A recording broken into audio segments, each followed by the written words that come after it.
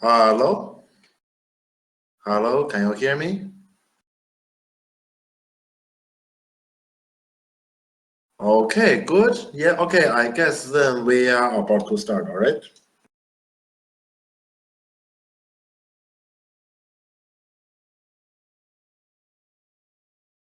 Okay, yeah, so now let's start this lecture now, and our this lecture, as I was suggested, so it will be about Sabaki. And okay, before we actually start up about any kind of examples, actually, what is Sabaki? Can anyone tell me, as your understanding, what is Sabaki?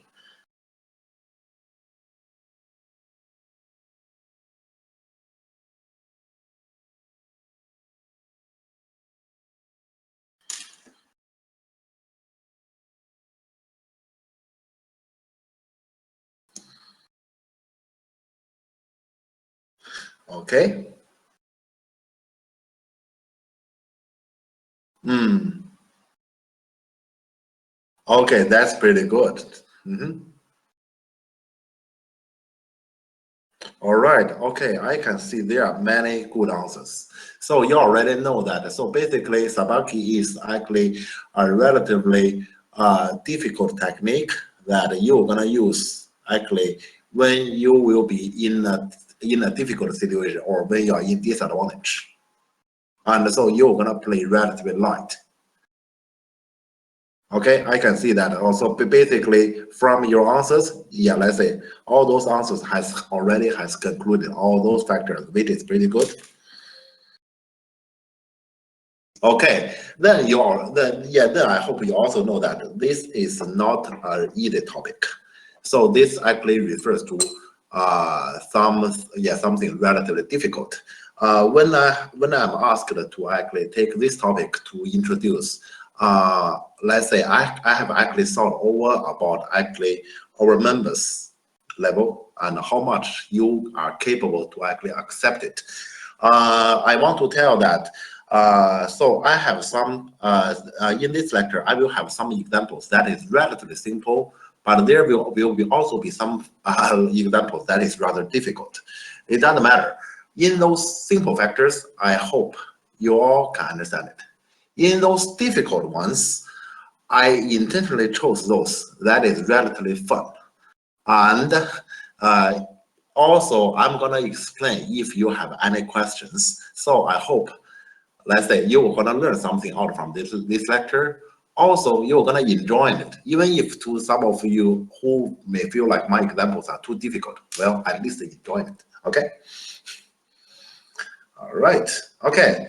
So we come to this first example. Okay, and so here our discussion will be about. Okay. Our discussion will be about how wide we're gonna manage about these bottom three stones. I hope this first one is not so difficult.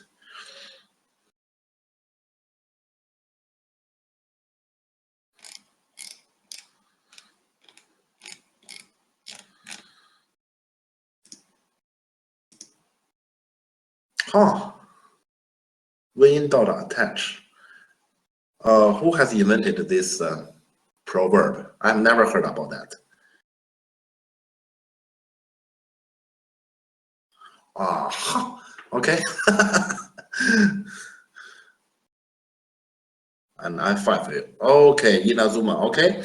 Well, that's possible, but your that way is a little bit heavy, and basically, you are doing some difficult work yourself in order to make eye shapes.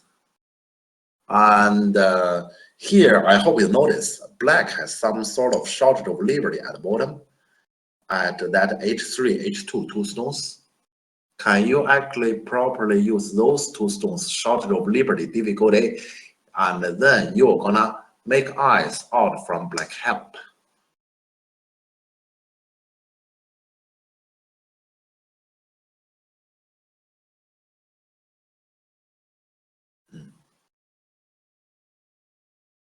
Don't beat me, okay. So last time when we had lecture, you were 3Q. You are still 3Q, huh? Okay.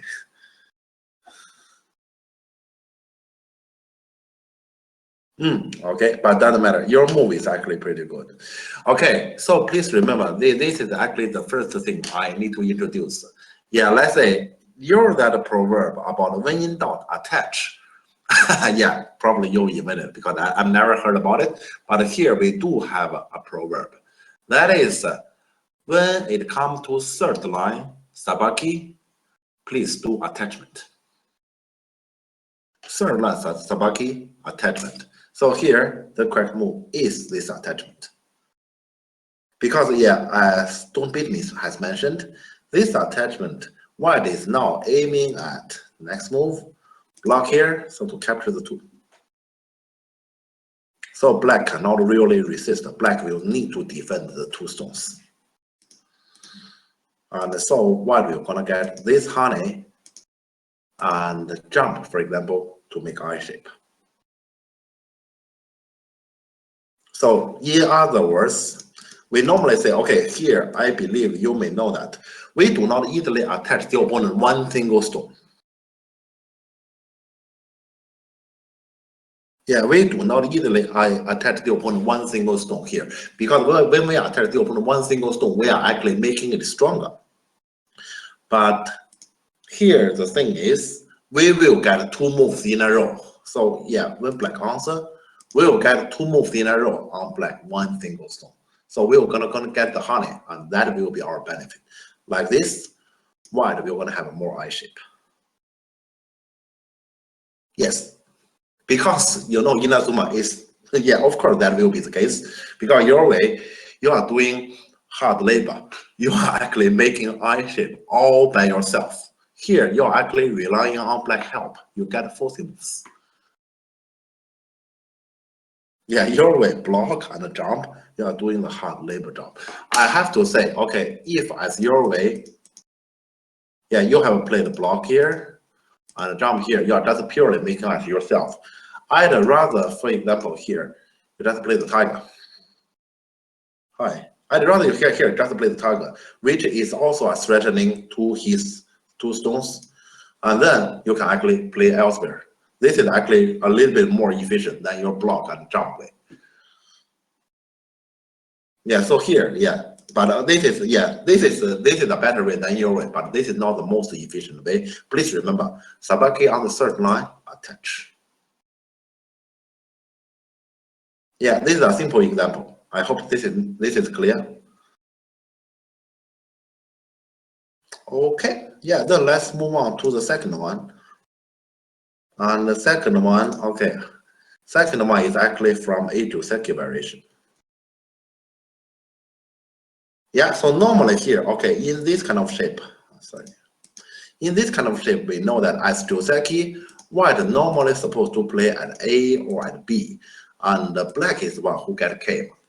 Here, this one intentionally chose to actually play this K, and then black come to attack white this corner group. In this kind of shape, white will be in a relatively difficult position, but it's not like white cannot manage it.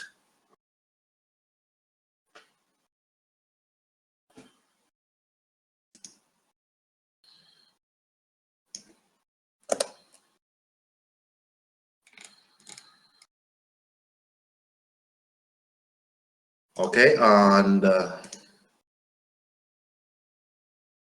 yeah, well,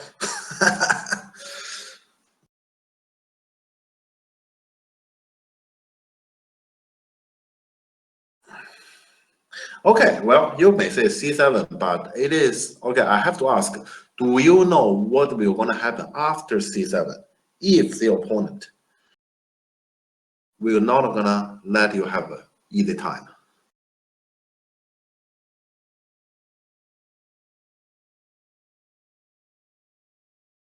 Is it that easy? Don't beat me. Let me ask you a question here. If black just say, okay, I will block B6, what will be the story after?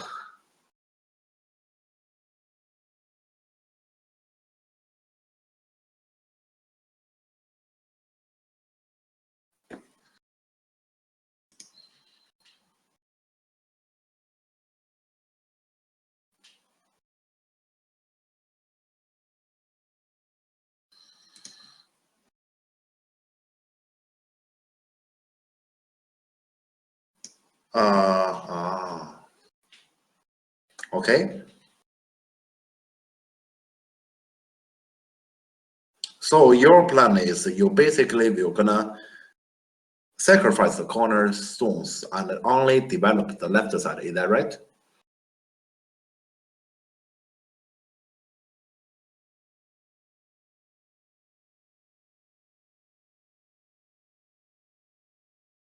Just wondering if that is your intention. Black won the corner badly enough. What do you mean badly enough? Here you are using descriptive words. Okay, here this is something I probably should mention. In Go, normally we do not easily use descriptive words. Yeah, you'd better explain after you use those kind of descriptive words. What exactly do you mean? So how much is badly enough, or what do you mean badly enough? Yeah, so here we can't just stop at those kind of descriptive words. And that's okay. I mean, it's not like you can't use it. Just after you use it, you would better at least tell yourself what do they mean. Yeah, so to let yourself know.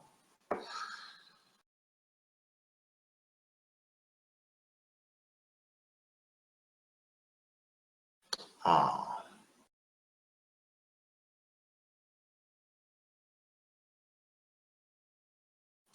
Um, we are human, and it is difficult for us, let's say, not to use any kind of descriptive words so to express our feeling. So, for example, we say, this black moil is so big. Yeah, I mean, this is actually our feeling, and it's impossible for us not to use any kind of these words because we have the feeling. And once again, yeah, let's say the decision-making process is supposed to be you have your feeling, fine, justify it or disapprove it by your logic or by your logical analysis rationally. So it's not like you are not allowed to use any kind of descriptive words, but after that, please explain to yourself.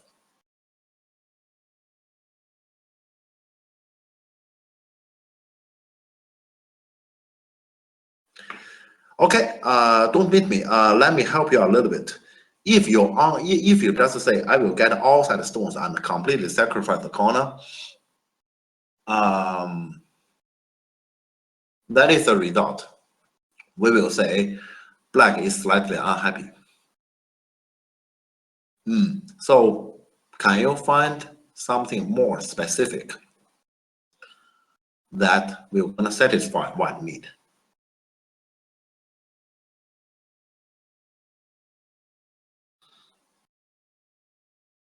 Yeah, I already see someone is questioning you. Black still has good influence after getting the corner. So you just say you give the corner.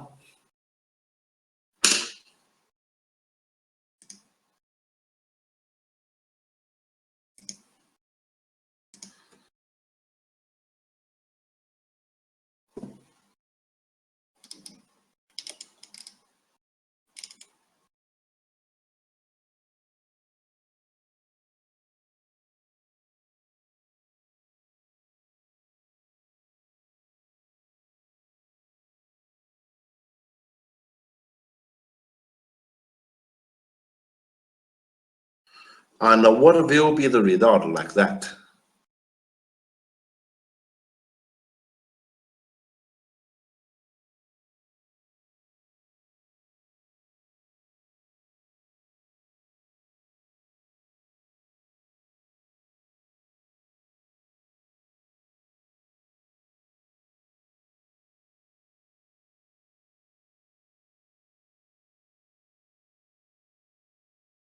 Yeah, I just want to say, please do your very best to read till the end because you can. Don't say that. Don't say that. You can. You already have mentioned about 1, 2, 3, 4, 5, 6, 7 moves, right? 5 moves. Sorry, you have mentioned 5 moves already, and it's already approaching to an end. You can read till the end. I know you are just a 3Q, but you can.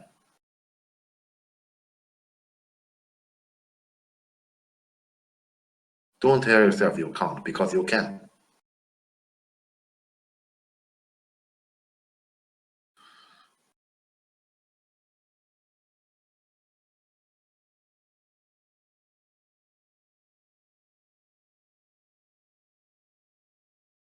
And don't beat me. He's reading, and I want others to read as well. Basically, okay, our first two moves is c7, b6, and after that, I hope you may actually show both black and white. Strongest move possible in the local area, and tell me what we're going to happen next.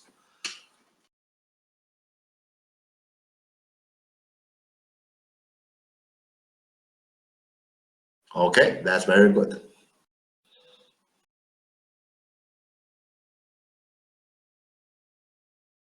Don't beat me. Don't beat me. Can you see a code here as what Robert has mentioned? Or, okay, if anyone see a code here, please tell me.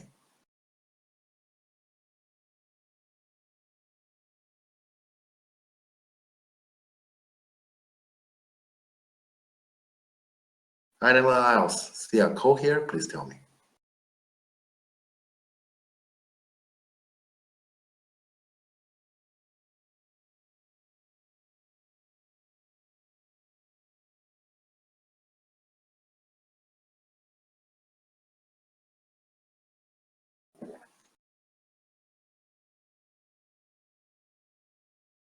Aha, okay. All right. Don't beat me. Your variation is already kind of close to the answer, but first you need to get your own answer.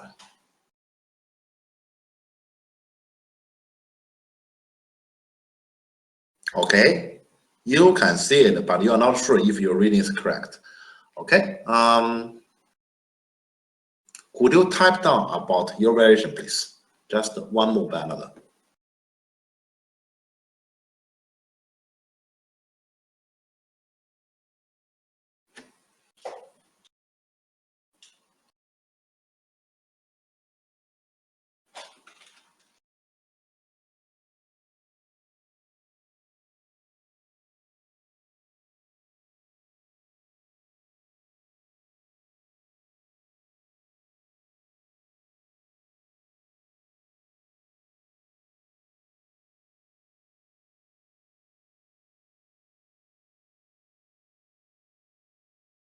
Possible?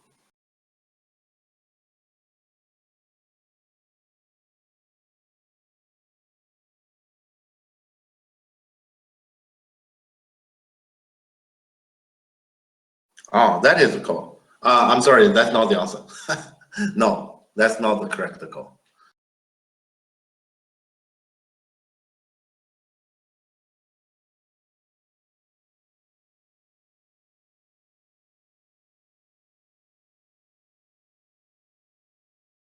Okay, yes, I can see straight play. Your answer is correct, and of course, the one below is also right. Yeah, so that is the call.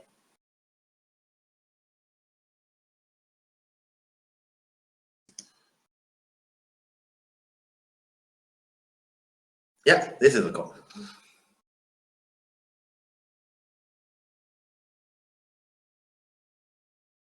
And don't beat me as your answer. Sorry, okay, just to make it clearer. As your answer, you are already very close to that. Like this, just to tell yourself honestly, what is the answer here? What is the local situation? You can see it, right?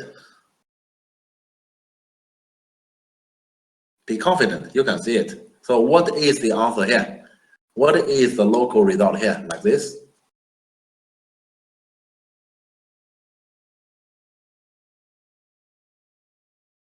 What is the local result here? Yeah, this is the variation you have mentioned earlier, right? You said if decent at black decent at A6, white can honey. This is very, yeah. So what is the local result like this?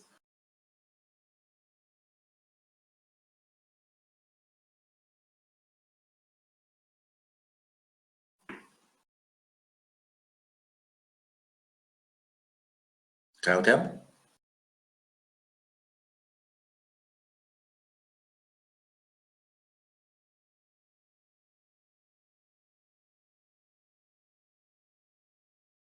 Black just that, right? Seems so. Okay, you cannot really tell conclusion unless others tell you. Please be confident. Your reading is right. Then just speak it out. Tell others about this is my conclusion. Please be confident about your reading, because if you are playing your game, the only reading you can trust is your own reading. It can't be anyone else. Why was there a call? Because here black's strongest resistance is honey. And so it must come to a call.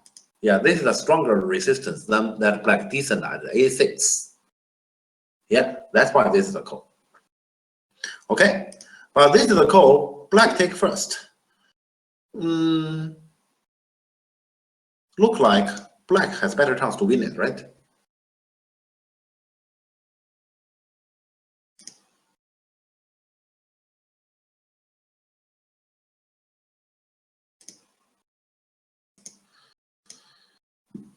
Yeah, even it's the case that this is a call, black has better chance to win. Yeah, okay, that is pretty good, but it is heavier to black here. This call, black has better chance to win, but it's heavier to black, and white can just easily get 2 moves in a row elsewhere, so to compensate this. And black cannot afford to lose a call. So normally, when it comes to this kind of situation, black will not gonna make himself into this kind of situation.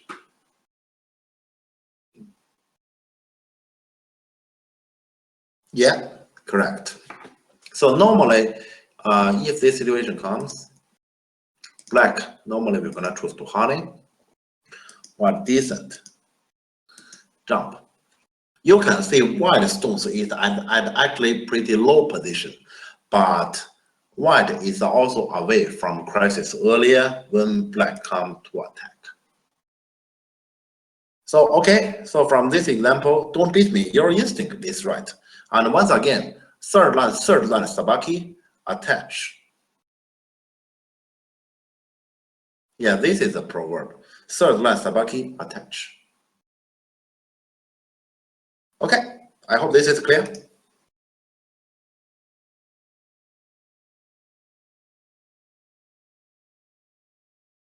If this is clear, okay, I noticed there is actually some conversation going on this Discord channel, and I want to emphasize again, yes, that is the case. Please trust your own reading, because your own reading is the only thing you can rely on in your own game. So if you say, I trust my own reading, and then later in my game it's proven to be my reading is wrong, well, then find out why it is wrong, what is going wrong. You learn from it, and then your reading become better out of it. Then next time your reading will be more reliable than before. But that is the only thing you can rely on. Do not just easily give up, because then you have nothing to rely on. Okay.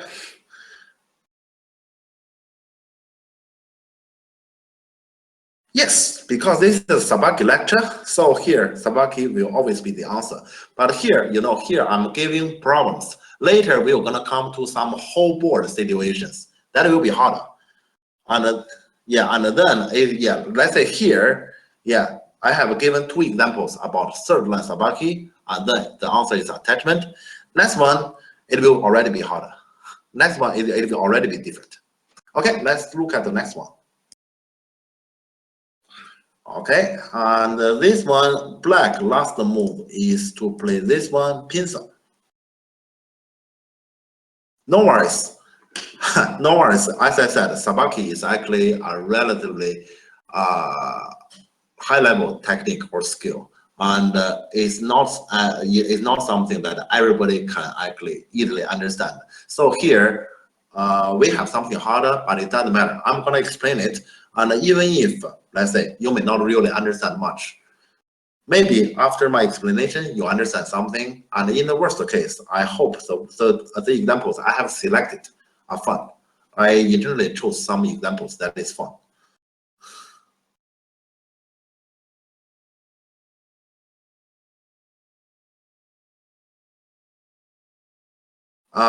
Okay. So here, after black pincer here, white bottom group now is under attack.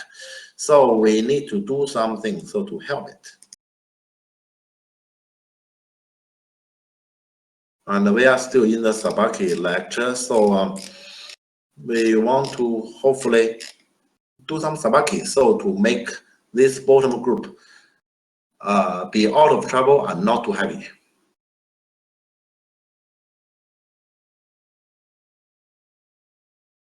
You want to attach again, huh? Okay. Here we are in a guessing game. I have to say, okay, guys, here we are in a guessing game. I can see there are 3 attachment suggestions already.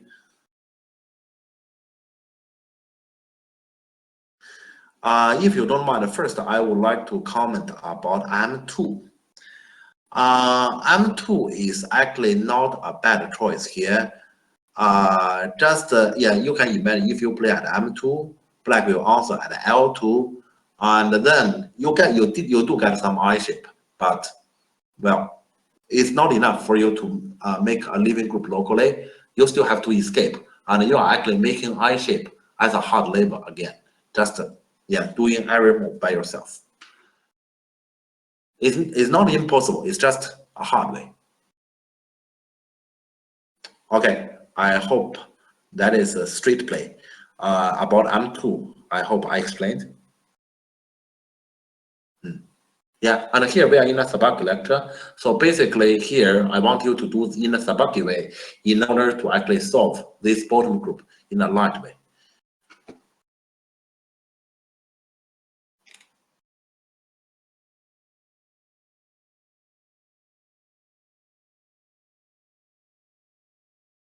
And I hope those who have suggested the attachment, could you tell me your idea with a following variation, not just the first move?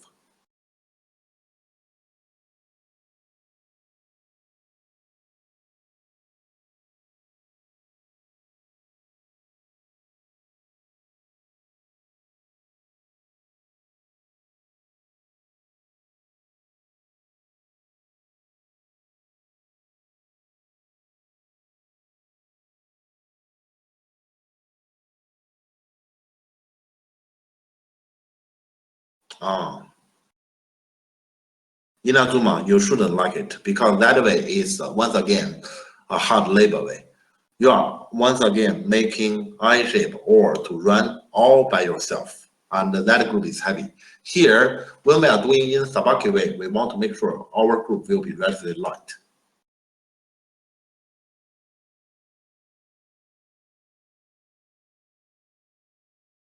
Okay. Sorry. Uh, is okay. Your account is loose as a start. I don't want to read as loose, but that is your account. Sorry. How do you know that when you attach at L5, the opponent will gonna honey from M5?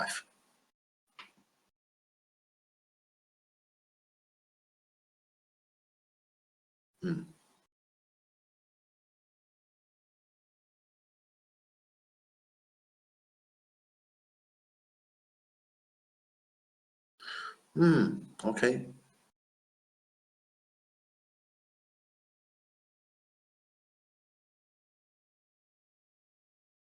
Because honey on the other side give white shape too easily. How? Okay, let's see this one first.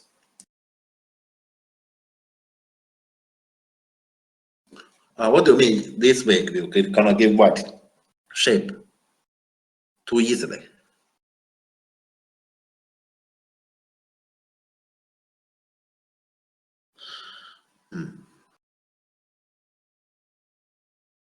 Okay, let me try to answer one by one, please.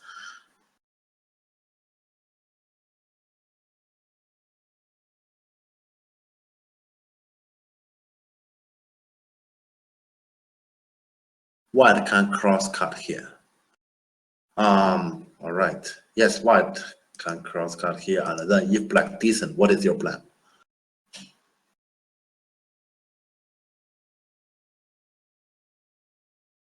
On what?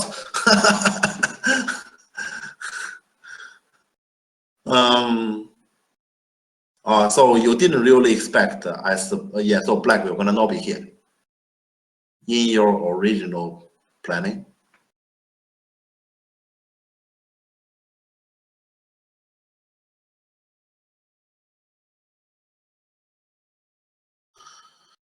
Okay. But you did expect the black will gonna not be this one, right? Okay, yeah. Then it is not too bad. But you're right. So like this, it will be a relatively difficult situation for white, because white is separated into two, and I can't see there's possibility you may capture black two stones. Okay, and okay, so I guess this is clear. And then if you don't mind, I'm gonna go to the next one. All right. Don't beat me telling me about to attach at K4. And you say black honey at K3, you cross cut. Very good. What about a Nobi?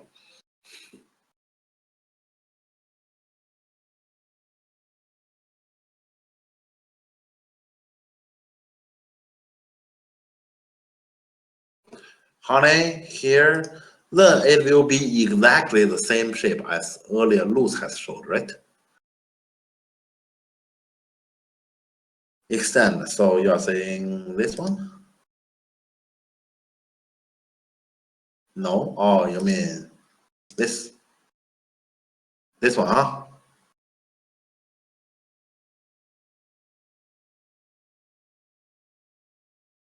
Then fight. Oh well, I don't think there will be a fight because here your 3 stone is captured. Huh? Yeah, okay, yeah, sure. You can net. It is good enough. Uh, so earlier your group was under attack. And your solution basically is you let black capture it all. And you get to net 1 stone outside. But your 1 stone you get to net outside, you know, there are still forcing moves around that stone you have captured. So it is hardly any influence. So basically, this one I may actually translate it to you sacrifice your group, which was weak, and you transfer it to a stronger group. If we do not talk about points, just from a weak group to a relatively stronger group, this is an improvement, but it is hardly anything can actually supply yourself any value. And here you have given a lot of points away. A lot of points, I mean, including the corner, because earlier, while the play at O2 in that corner to Seki, the intention was the corner is open, so that corner is not black territory yet. Here, you didn't only sacrifice the 3 stones, also the corner is black territory. Yeah, so I guess you shouldn't consider this one as anything good. I hope that's clear. All right. Yeah, and so I see that, yeah, so Robert and Sariu, sorry, I don't know how to pronounce that. Yeah, your guys' answer is right.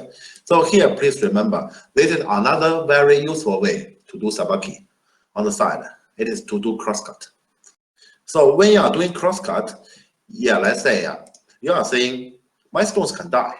If you really want to capture my red side, yeah, those stones, go ahead. I just want to get something out from here. Yeah, if you are capable to take this kind of attitude, that is good. But I'm sorry, it's not over because you are. I'm not sure. You probably showed a few more moves. But okay, I'm gonna ask here. We know that when it comes to crosscut, normally the answer is to Nobi, and Nobi on the stones that is relatively in danger. So here, black. Normally we're gonna Nobi here. How you gonna continue?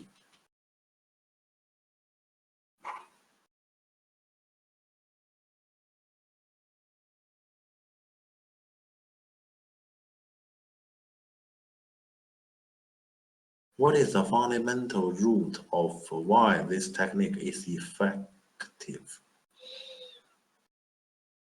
Normally, okay, Inazuma, when you are fighting inside, in general, a opponent's domain, surrounding is, let's say, surrounding is mostly the opponent's zone.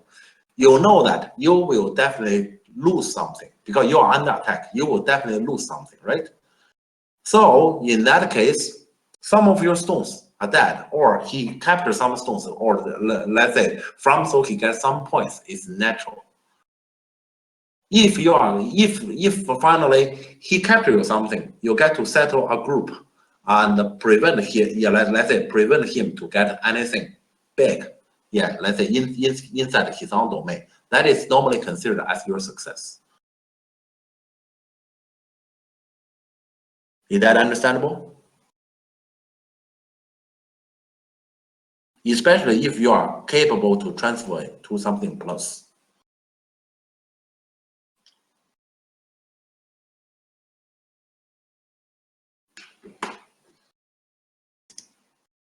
I'm not sure.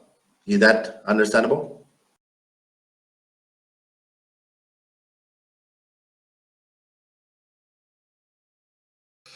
Sacrifice play.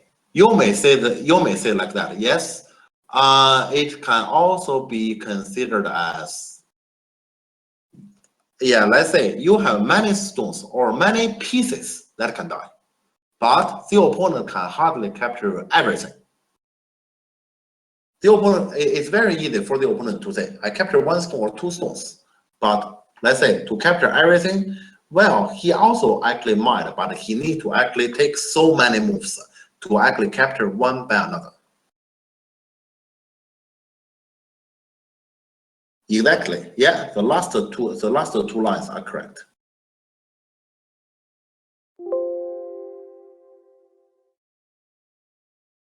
So you can see like this. Yeah, you get it. You already get 14 moves. Here, question is how to continue. I'm not sure. Yeah. Yeah, someone told me robot is hidden. Okay, so now I believe robot is, yeah, will be able to tell us the answer. Yeah.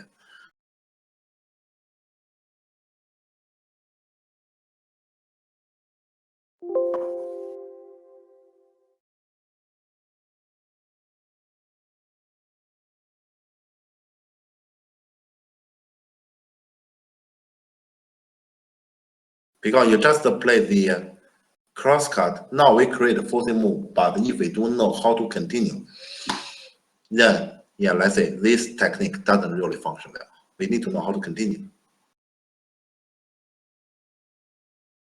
Okay, if this happens, Atari here, drawback here. Question, is it locally alive?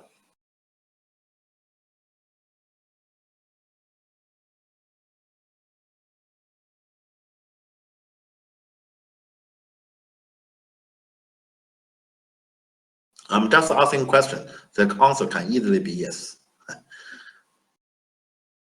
Okay, question number 2. What will be the price if L2 in a moment?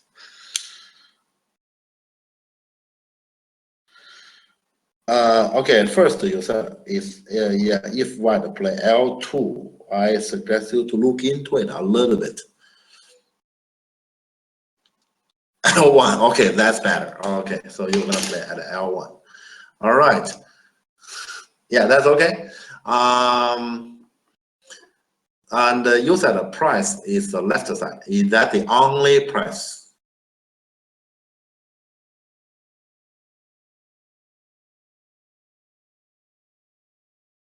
What if you skip that?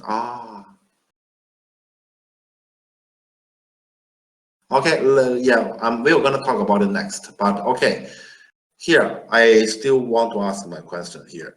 Why the locally is alive? Yes. What is the price? Black can easily surround now. So I guess you are talking about cut, right?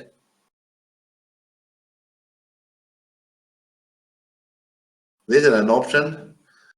And yeah, okay, this is an option. And if we say Imagine white, yeah, let's say white can hardly escape. Then this is also black center, right?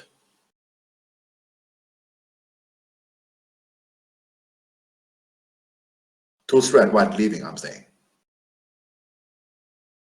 In other words, earlier I have mentioned something important. That is, while the initially descent at O2 is to prevent black corner to be territory, and if this one is Sene, this black corner become territory.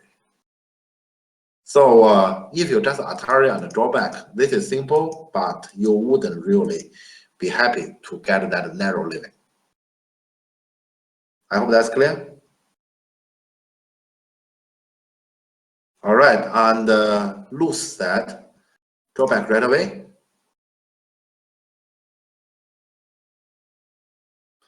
Okay, I'm not gonna go somewhere too difficult. I think if black just simply Nobi, compared to the earlier variation, you didn't Atari. The only difference is you didn't make this exchange. So it's like this.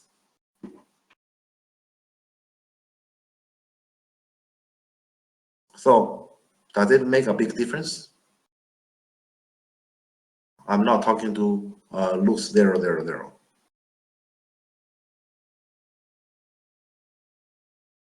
You can earlier actually don't beat me early in your that version you can anyway.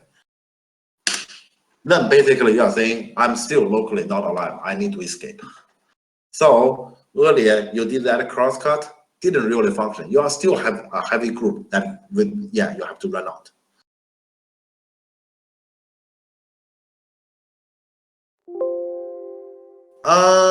That is possible, yes. Not having that exchange.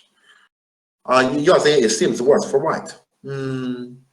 I don't think it's worse for white. That exchange you can get it anytime as you. So you can anytime get honey, and black is gonna block you. I don't think it's worse for white, but I don't think there's any improvement. Okay, I think we have some different opinion now. Let me see.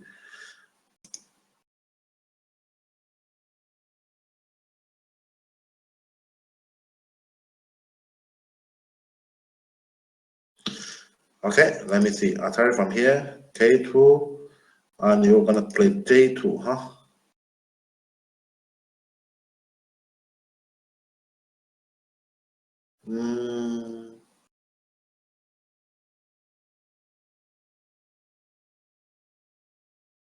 J3, K2, J2. I think this is what Inazuma said, right? Yeah. Okay. Yeah. In that case, don't beat me. You have a different idea. Let's do it slowly. Okay.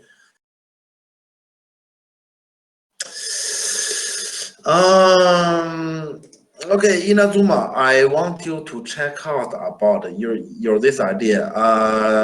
Let's assume the board situation is just like this. I want you to check out your own idea like this. Do you really think this will gonna work?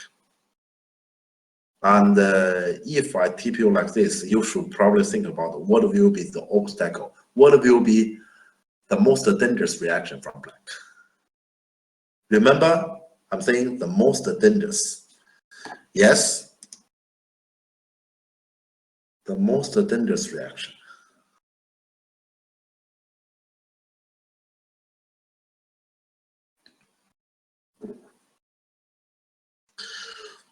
Strat at H4, okay? Yep. Exactly. And here the thing is, because black has played K6, he's aiming at the ladder.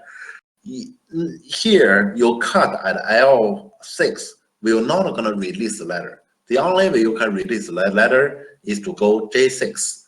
Then, when black capture your two stone at the bottom, how can you capture him in the center?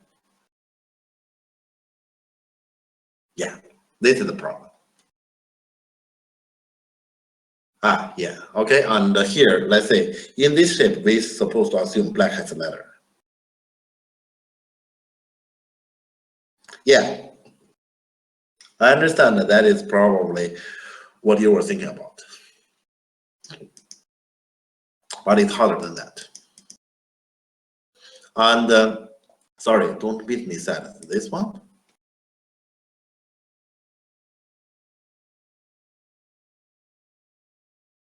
Okay, I just show a simple one here. Is that enough? If black just still do this. Still, yeah, this is something white. Still, we're gonna have trouble at, right?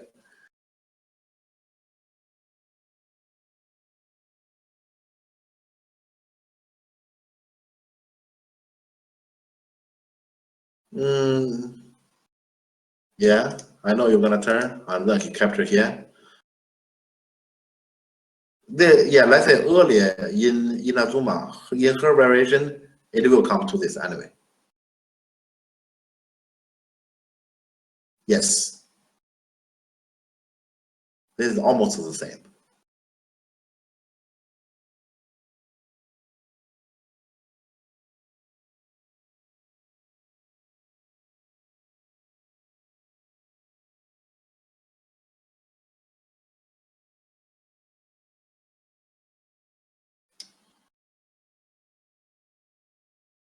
So this is difficult, huh?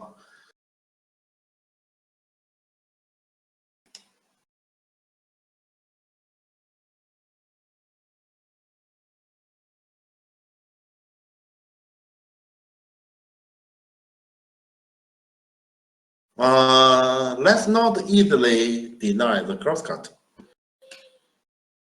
This crosscut is supposed to be a good technique.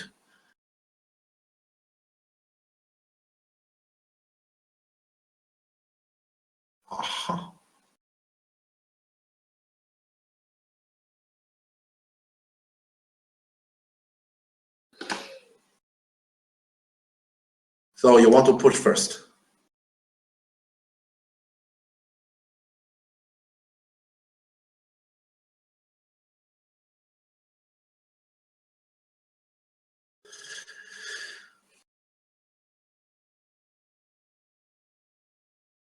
Do you know you push first, what will going to happen next? Or I'm basically asking, have you read it? Ah, still reading. Okay, sure.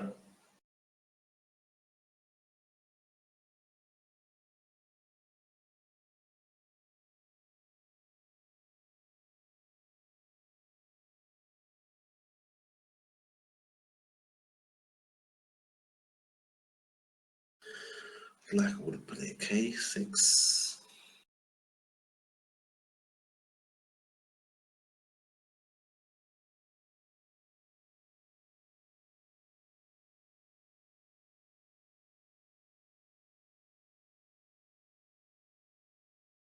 So you're gonna play at K6 as black.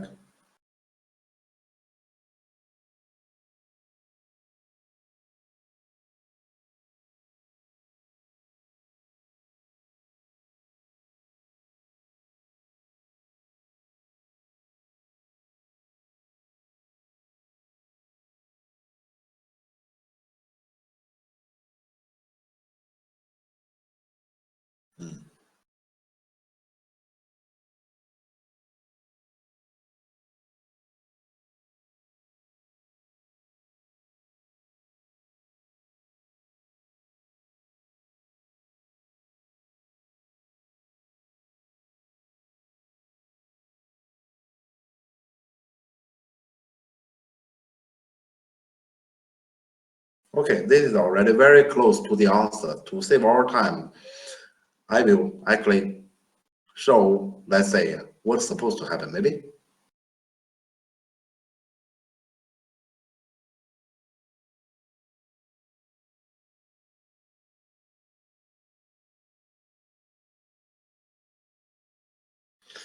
Okay.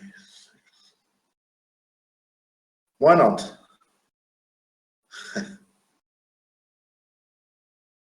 Yeah, this push is actually a pretty good idea. Just it's a little bit too early, I would say. So here, actually, this Atari is itself is good, but Inazuma, have you considered actually about to block from this side? So to fix white problem first, black will need to run here, right?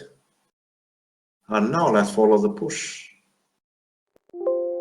So next, you have this capture and this knobby. Yes, without the K5 move. K5 move is the key here.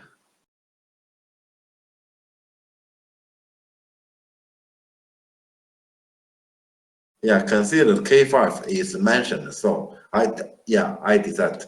Yeah, why not we just see? Let's say the correct answer here.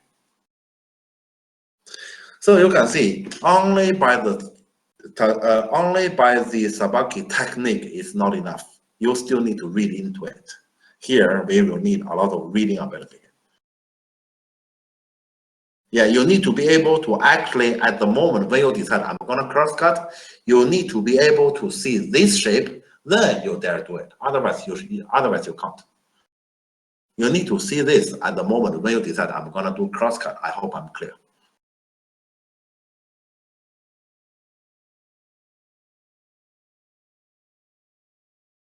Is this too difficult? Do you think if this is too difficult? Can we see the follow-up? Okay. Here it is already at this A and B situation. So what kind of follow-up do you want to see? So, or in other words, if you were black, what are you gonna do?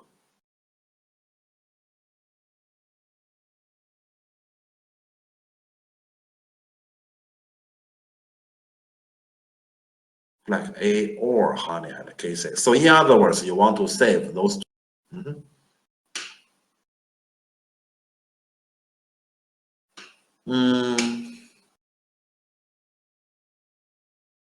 Yeah, let's see this honey because this honey looks stronger, huh? Or let's say helps the bottom three stones better. Okay, so we know it here.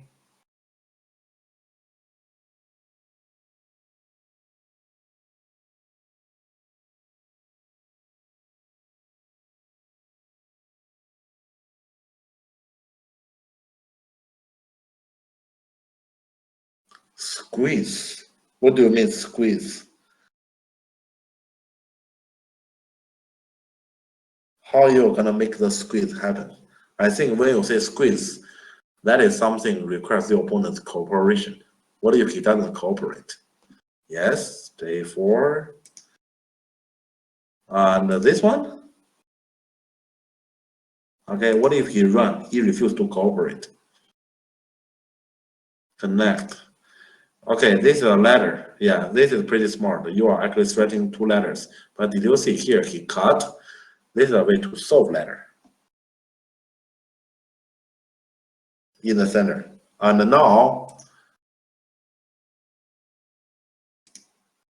who you plan to save?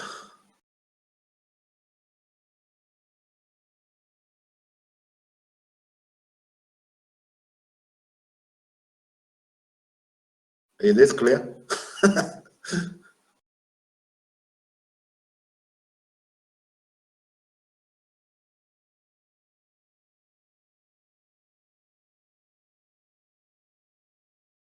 Well, that is already not our topic anymore. If you say you have to save them here, white capture this one, this is already a white big success, right? Starting from white crosscut. What is alive? Captured that much. Now, in this case, who get the corner is not important anymore. Yeah, so this is not anything, let's say, you should consider. So here, yeah, I don't think this variation will gonna do black anything good.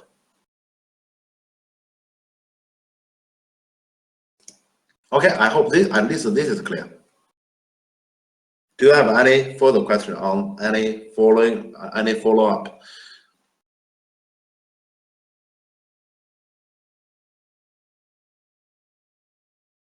Or does anyone have?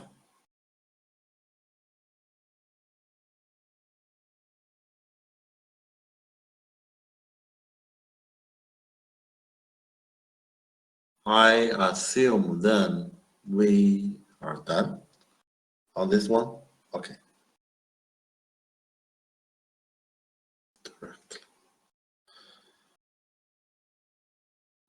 Ah, okay.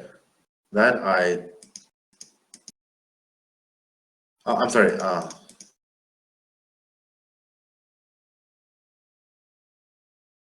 You mean L6? Robert, if you don't mind, I'm gonna answer this question first. Okay. Then what, Nobby? Let me make it clear. Are you trying to tell me as black you want to push on the second line to live? If that is your idea, I guess we can directly rule it out. Because then, even if you can capture white, you hurt that much at the bottom left corner, it is actually a big loss.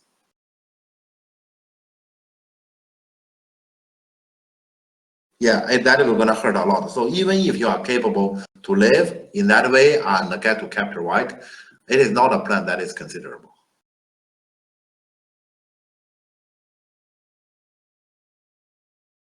Yeah, so normally here we do not consider about to push on the second one to live.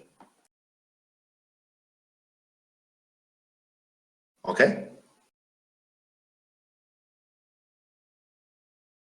All right. Okay. Robert, you said you see a cool ladder variant. If I just do this directly, what is that variant? A cool ladder variant.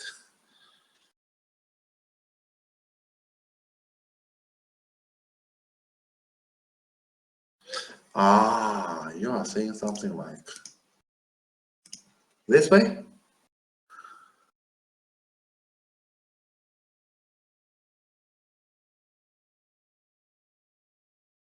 Yes.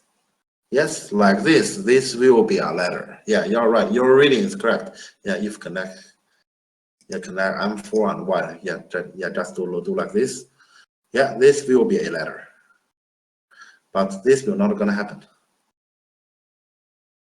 Yes. Yeah, I'm safe, I'm straight. Yes, this is a ladder. That's correct. But this will not gonna happen. Yeah, so actually here, yeah, if white push from this one, it is possible. Just yeah, like this, it will be relatively more complicated. I would say here, push this one is in general, yeah, in general the correct instinct, in general. But yeah, like this, I'm not sure about this one because it can be relatively complicated compared to the, let's say, if white has made the bottom of those exchanges.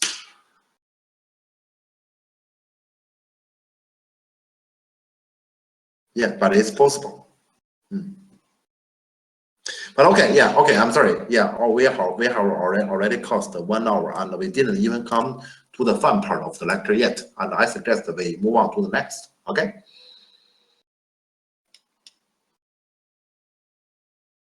Right. Okay. Yeah. Okay. That's in the last problem we have talked already about crosscut, so to manage the weak stones. And here we are actually facing to a situation when at the bottom that one stone is actually under attack again.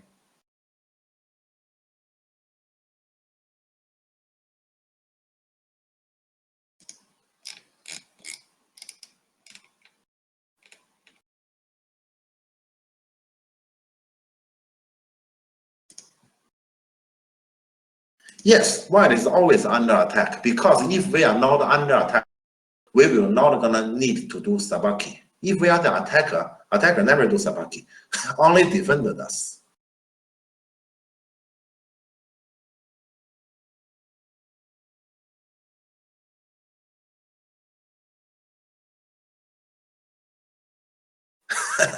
Okay, well, not necessarily.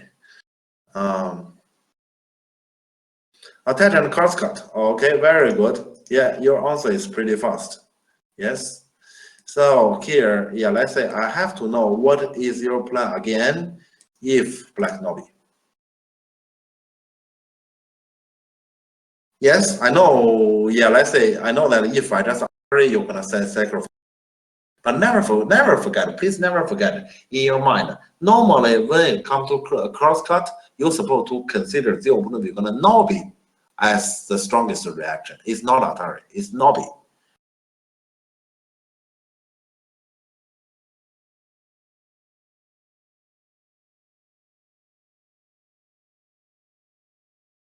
draw back, and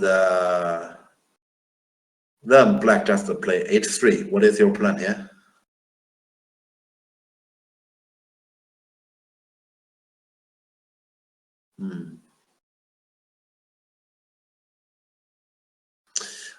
Don't beat me. Yeah, okay, you can get out in that. Then I don't quite understand that you make those exchange forward, because here at this moment you can already get out. It's not like white cannot get out, so white is seeking for a way to get out. And this way, actually, you have actually a wider way to escape compared to you make after you make those exchange.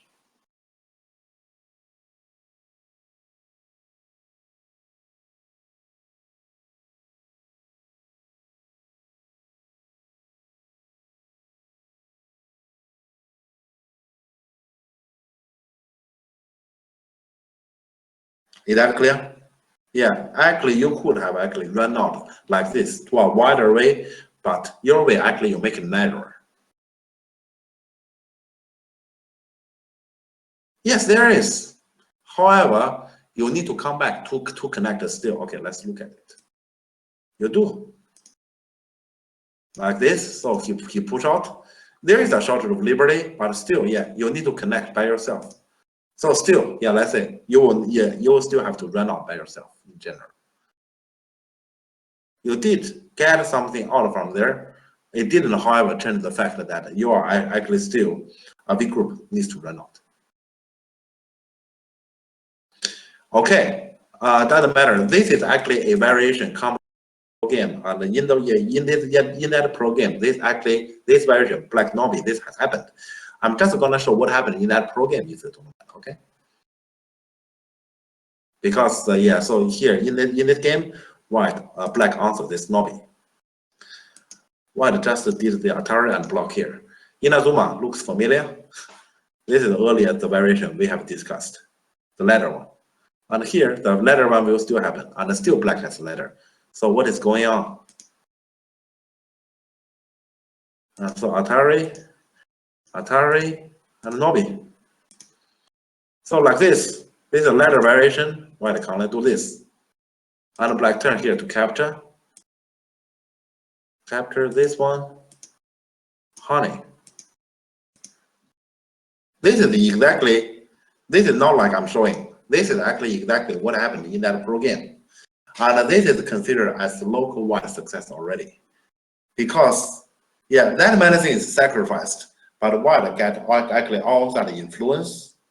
And inside those 4 stones, black will still need to take liberties in the future to capture it.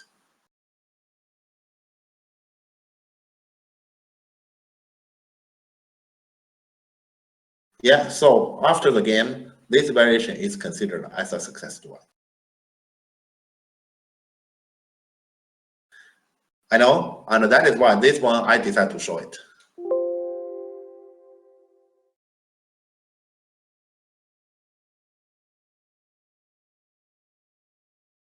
Well, that is right.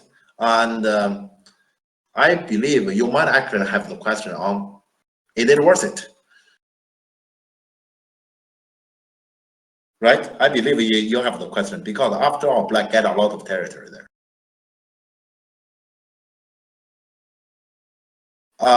Please remember, especially, yeah, let's say too many of you who are actually, who has never learned from any teachers, this is what I want to tell. When you are starting Go, basically, many of, let's say, your friends, no matter if it's online or real life, when they are teaching you, they probably have told you this. Go is a game. At the end, we count who has more point. The one who has more point wins. So, in the game, how to win it? You need to try your best to get some more points.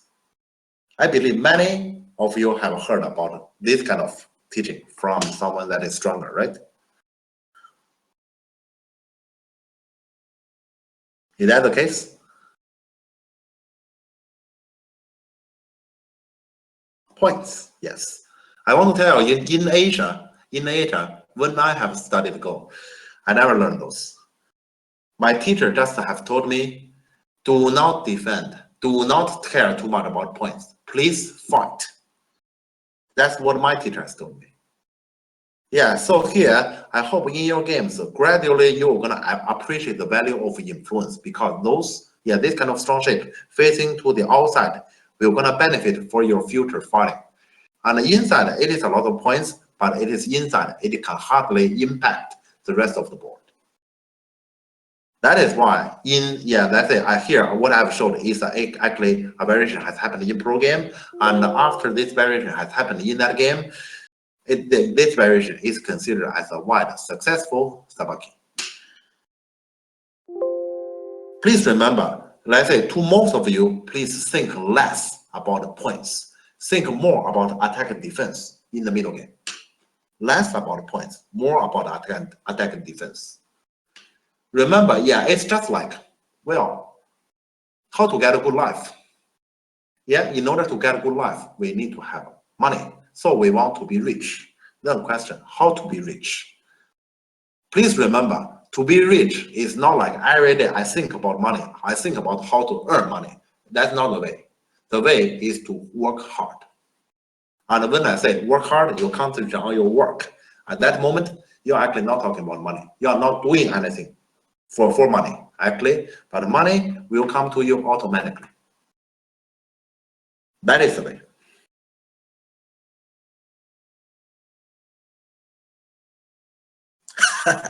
Well, to be rich, still a lot. That can also be a way. That is in Go, we say, kind of, let's say, Moyo way is actually similar to that. That is possible. So let's say we just work hard on one construction and then make that one successful. Then in the rest of the life, we don't need to work anymore. We get enough money from one construction. That's the Moyo style.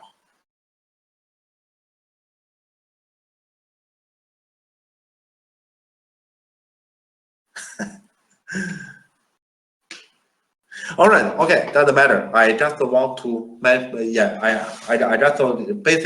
just want to explain why this one is considered as in general a wide success.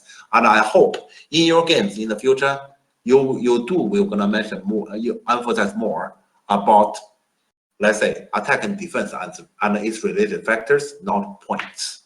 Otherwise to you it will always be, this one looks pretty good to black. Black get that many points. White only get this kind of surface. What does it mean? Okay, I hope this is clear. Okay, good. So I have to say, Sabaki is actually considered as a relatively high-level technique. And here, what I have introduced so far in the last 4 examples, they are actually the let's say they are the fundamental technique. And so you can see, normally whenever you are facing to a difficult situation, so let's say locally you are in a situation, I'm weaker, the opponent is stronger. I hope you notice there are two of the two techniques you should consider as Sabaki. One is attachment, the other one is crosscut. Those are the two techniques, but only knowing that is very far away from being enough, you can see, because it requires a lot of reading.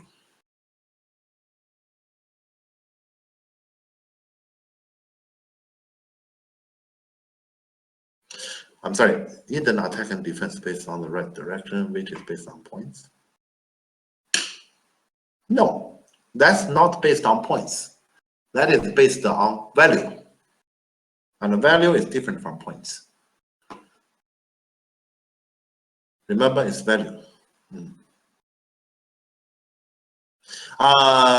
Don't beat me. I'm sorry. I cannot possibly agree with that. You'd better read first before you do the crosscut. I mean, actually, before you do the attachment. Because if it doesn't work, you already have done the attachment crosscut, then it's too late.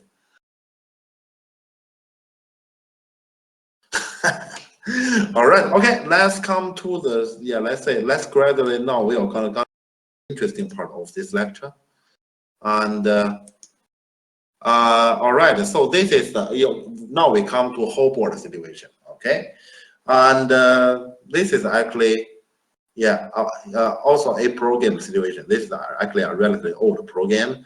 And okay, I will show you what happened earlier here. So take corner, approach. Okay, and after jump, black two space extension, white choose to directly counter pincer. And now white is saying, well, what you can do to my two stones? I don't care. So he tanuki and played on top left corner, and black say, yeah, since you tanuki, I have to attack you hard. So here he played the cap. And here the question is how white we're gonna do the sabaki.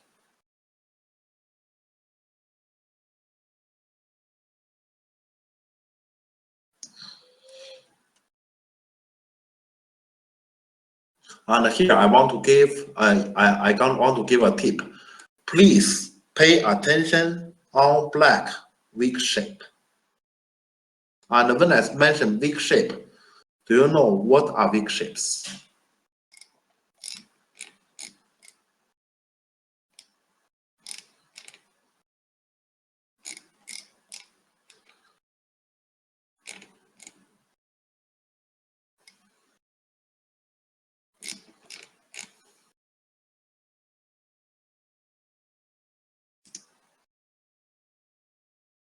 Yeah, white again.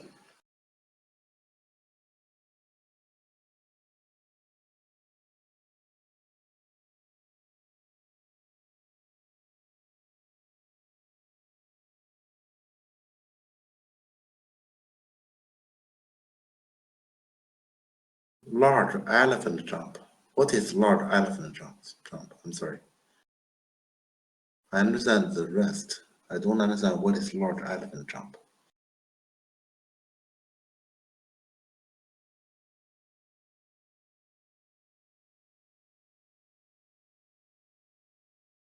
F8.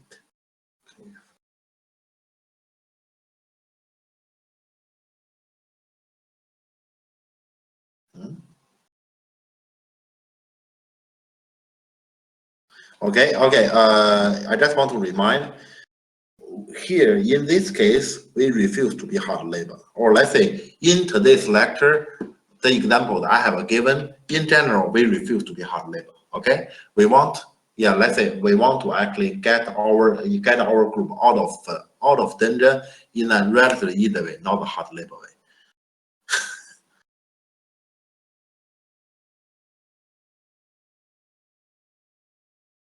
And okay, earlier those examples in the past 4 examples I have given, they are the fundamental way of doing Sabaki.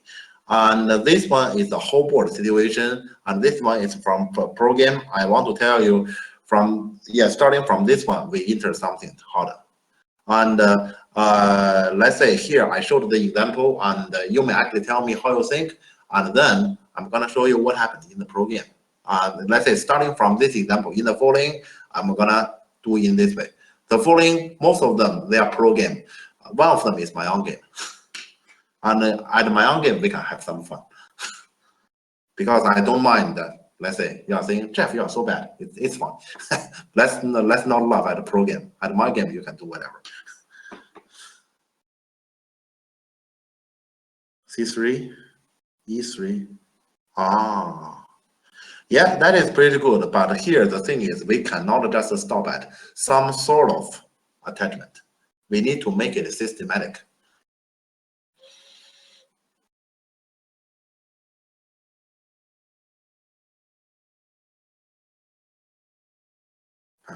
F3, F2, G4. It's normal. That's pretty good.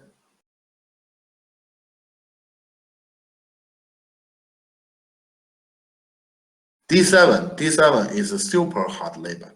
Super, because then that way you lost a lot by giving black outside very strong.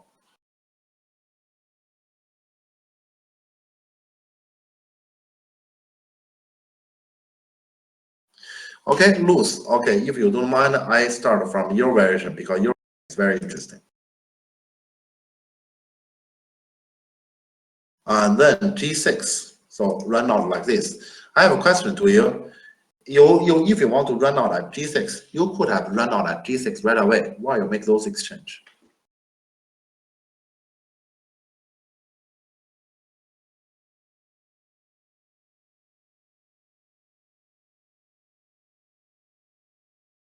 Do you understand me? You could have run out at G6 right away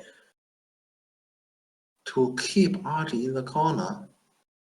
Well, but that's not my question, because here the exchange you have made is F3 and G4. Why do you need them? You could have just done G6 right away. So it has nothing to do with the corner.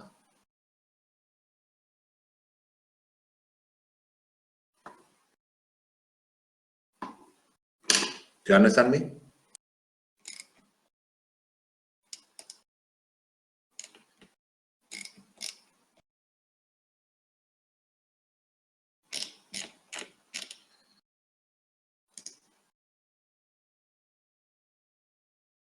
Trying to get shape. Trying to get shape is not bad, and actually, yeah, your start was pretty good, but let's say this G6 is actually a little bit off topic. The first two moves, yeah, let's say those exchange are actually what happened in that game. But the next pro move is attachment. Do you understand what he's trying to get here?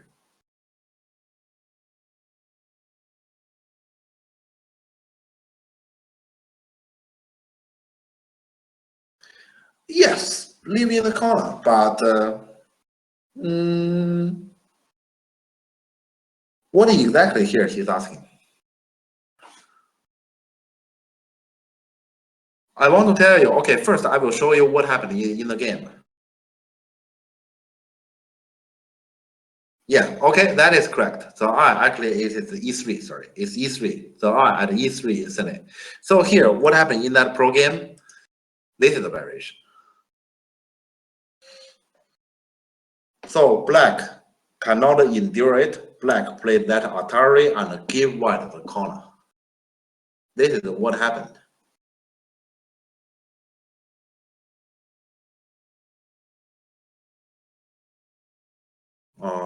Capture. Okay, I wouldn't that easy to say capture. Capture is a strong word. All right. So okay, here the question is, if black honey. Inazuma said double honey. No, that's the wrong guess. Here, white is aiming at this clamp. And if black just answer, Atari and decent, white already lives locally, and black every single stone at the bottom is only on the second line. This is something black cannot endure, and that is why black has chosen the other way in the game. And here I have a question. How many of you will gonna worry about here black will gonna Atari and take away the corner, take away white base? How many of you will gonna worry about this?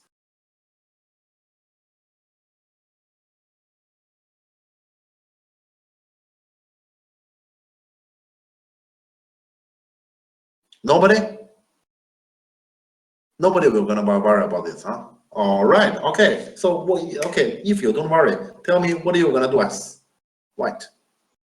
You're gonna do at E2, huh? Continue. Okay, so you see B3, very good. Yeah, the moment when you see B3 is done here. So basically here, B3 means black corner will be wrecked. And if black answer in the corner, that push and cut at H4, we're gonna destroy black outside. So here, this Atari is not anything, let's say white should worry about. And that is actually the function of white doing this tiger before attaching the corner. I hope that's clear. Just want to explain why white made those exchange, because here, actually, this one supposed to be enough for us to get this. But white made that exchange first before attaching. I hope now you understand the meaning, okay?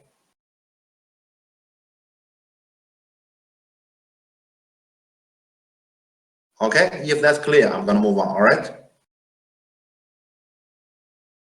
Okay, because the next one is still a difficult question. Yeah, so here it looks like white has solved it already, but the black will not gonna let you go. You want to see my game? My game is right next, but yeah, yeah, it's right next. But let's let's finish this one, all right? Because here, yeah, let's say the complication is not over yet. It feels like white only barely get a breeze, and then black come here to attack. And now we need to solve this.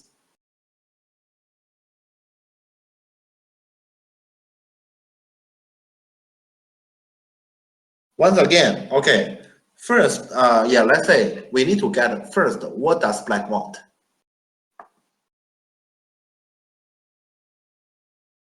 Black want to connect?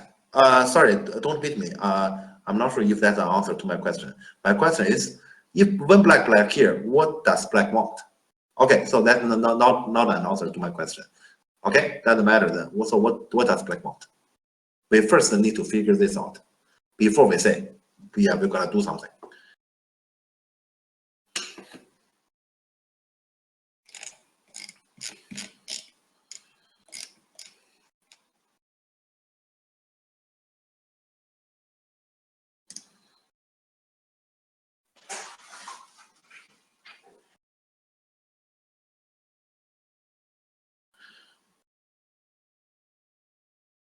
Black would like to cut, yes. Black wants some base for d8. No. Or black here is in general the attacker. He doesn't need a base here.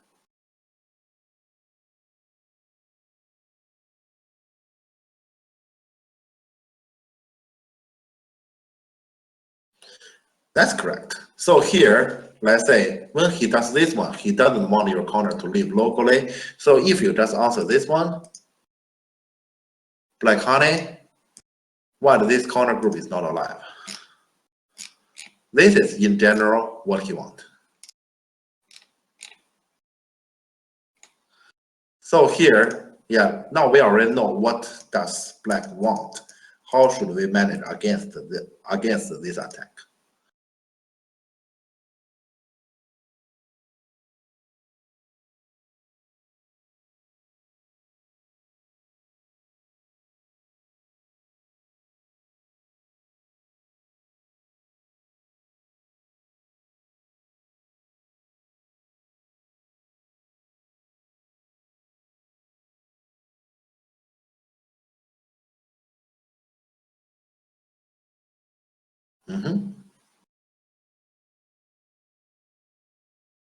So it's difficult, huh?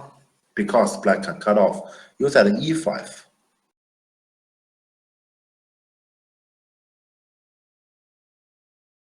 I'm not sure if you mean the e5 because I don't understand what does e5 mean.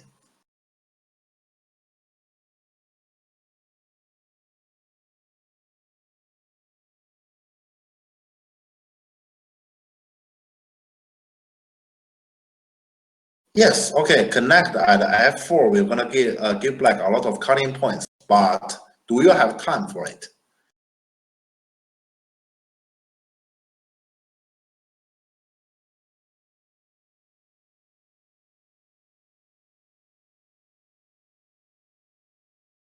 Next is d11. Connect with d11. Well, depends on what exactly your plan is, but that's a very nice thinking. That's a very nice way to think. C6, d4, d4?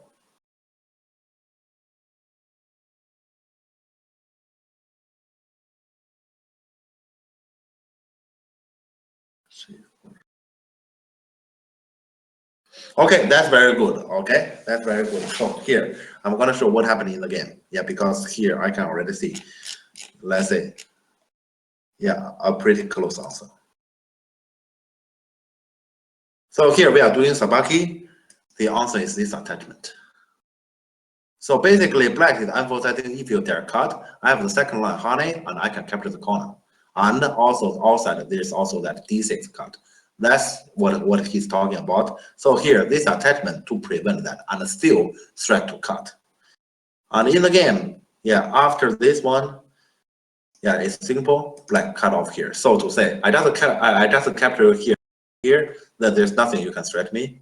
The following is simple.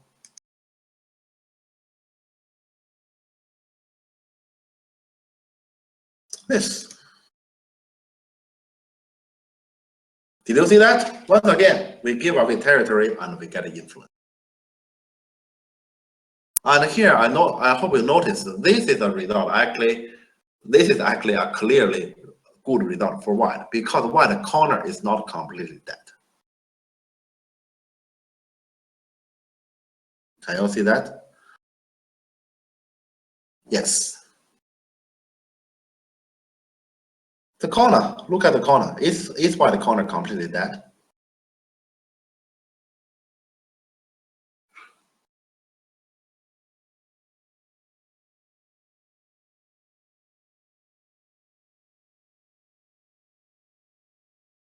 I don't know that term.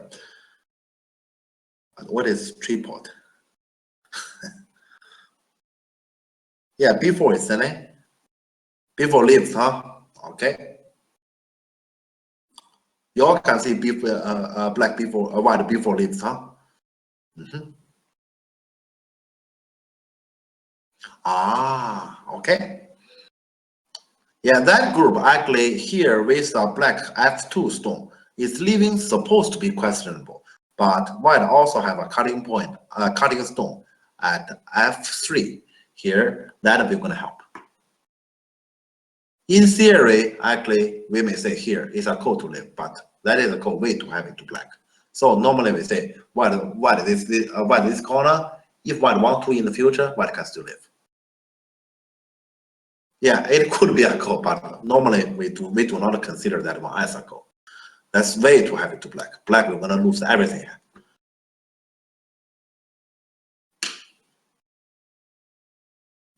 Yeah, okay. Do you want me to show the code variation? Yeah, I'm gonna show it maybe. So if black insists on killing it, so white try to make the eye, black try to kill it, so it must be this one. Now connected here is important, threatening to capture the left side. I mean, threatening to capture the two stone and the left side, in which black needs to answer here. This is the one we call it in theory code. This is in theory code, and now you understand what I'm saying here. Yeah, this is it's impossible. Yeah, if white wins the code, black we're gonna lose everything. So this is not really considered as a code.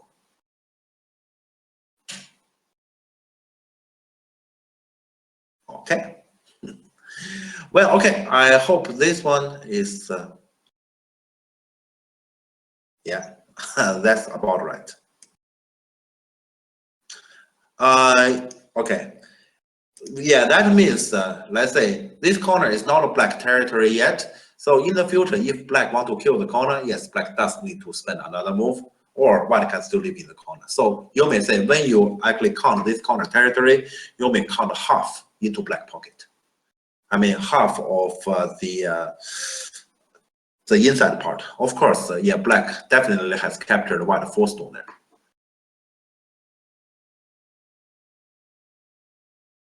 Yeah, that is normally considered as a user move. Okay, but I guess that's clear. If that's clear, we're gonna enter something more interesting. Okay. All right. Okay. So this is the next one then, and I'm sorry. Let me see. Oh, I'm sorry. Yeah, I'm sorry, Inazuma. I mismemorized. This one is still not my game yet. But okay, yeah, actually, yeah, I probably have prepared too much. If you don't want, I'm gonna skip that. And you want to talk about my game? I'm gonna skip that and let's directly come to my game. Then this is my game. Yeah, yeah. Okay, let's come to my game because I noticed I probably has over prepared. Okay, this is my game, and my opponent was a Finnish young guy. At least back to a few years ago, he was young, and so I'm white here, and Yeah, that young guy is black, and he, let's say in that tournament, I play against him. Let's say he's considered as an underdog, so he's challenging me. So he started from Tengen.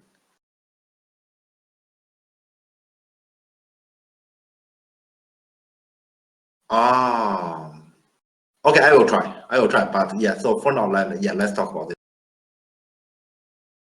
Yeah, so this is how the game goes. And when black pins are here, let's say actually, if this is a normal game, to prevent the black Tengen stone to function, white is supposed to actually jump out here. But here I invade Sansan. I'm basically telling black, I'm not afraid about your Moyo. So I still play on the second line. I just keep telling him I'm not afraid. Yeah, and fix this one on black Nobi. I leave a cutting point there, and then came. Okay, and when black jump here, he is saying my Moyo is already crazily big. You still don't worry. And I jump down. I'm telling him, no, I still don't. And then this is the situation we have to face to.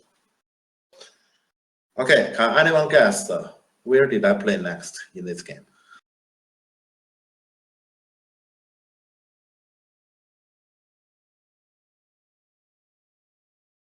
B14?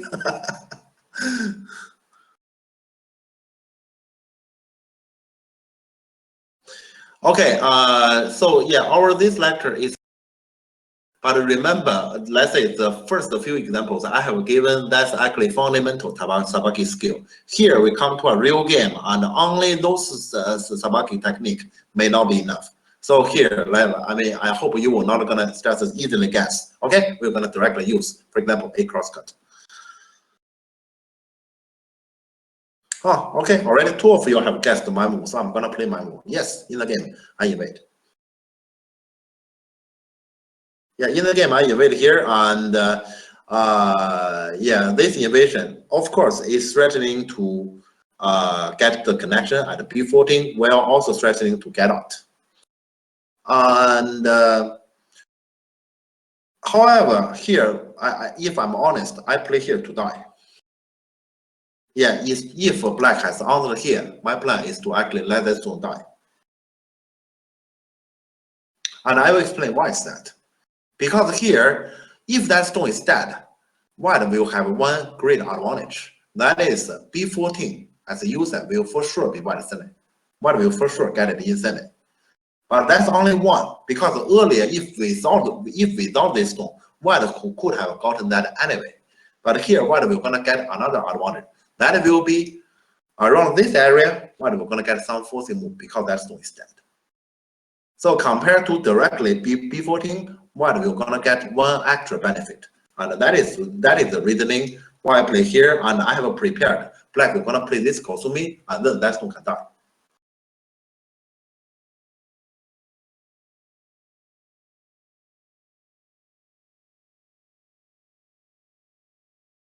No, that's a misunderstanding.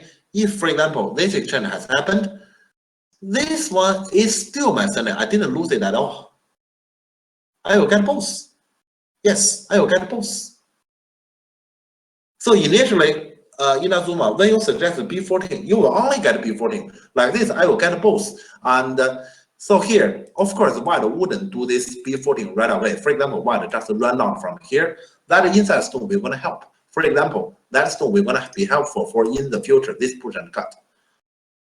To generate this kind of push and cut. That stone will gonna help. So I will get both like this. I hope that's clear. All right, but of course, yeah, let's say black play here is considered as a compromise. I have told you in this game, let's say this young challenger, he decided not to give me anything. So he played the strongest move. He played on the second line. Basically, this move tells me, Jeff, you already have lost B14 as you said, and you're this stone. Don't expect you're gonna get any base on the left side. Yeah, but if you dare run, I'm gonna kill it, and I kill it, I finish the game here. How about this? I have considered about attach and crosscut, But in this case, it doesn't function well. I will show you why. Because if you attach crosscut, remember black will not be. And now, how you're gonna make twice?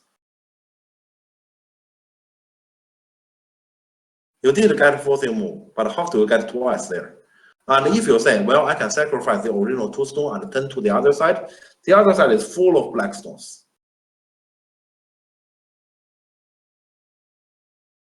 You're gonna play D11 and endure this Atari? I don't believe you.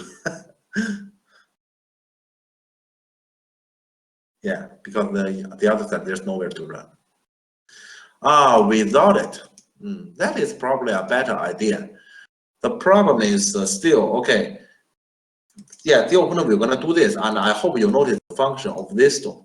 That prevents you to get enough I shape on the left.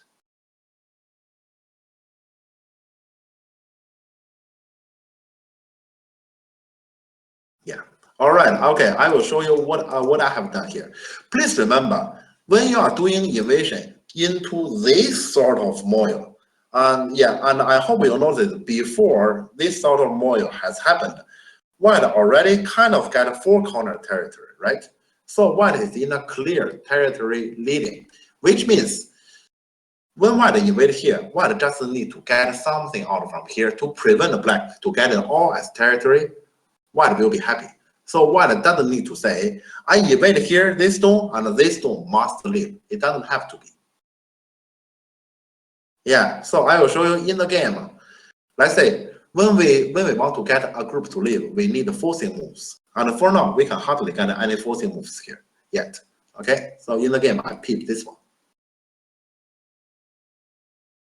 So I'm saying, can I push and cut you there? If I push and cut you there, your top side 2 stones will also be weak. I will just run out along with your 2 stones. So for example, if this one happens, I just push and cut. Black will need to manage the 2. I will just run along with the 2. Yeah, consider black the top side is not settled yet. I just run together with black. My group will automatically be settled, and black left side model is suddenly smaller already. Yeah, so this is the plan.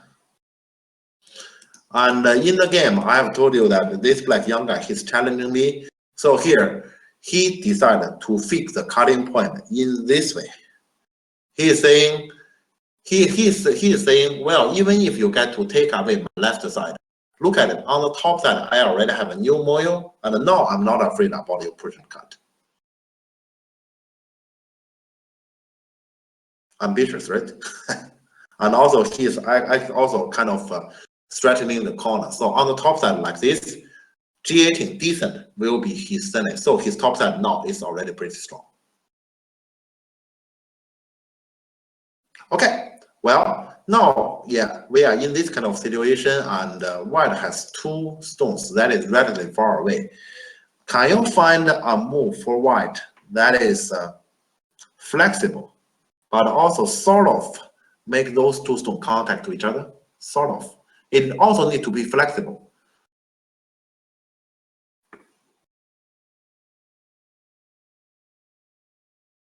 Perfect, yes. Yeah, the move is E11.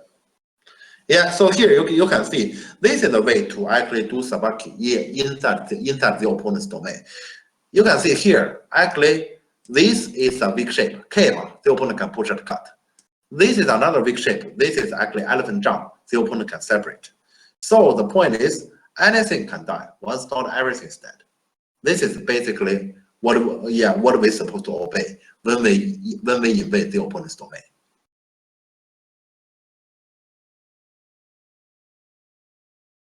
Inazuma, if I tell you honestly, I read 0. Because I have no idea what may happen next. Especially, I have no idea how the opponent will gonna react. I just play the move. To me, that is right. That is flexible and see. I just let's say I just make decisions at that moment.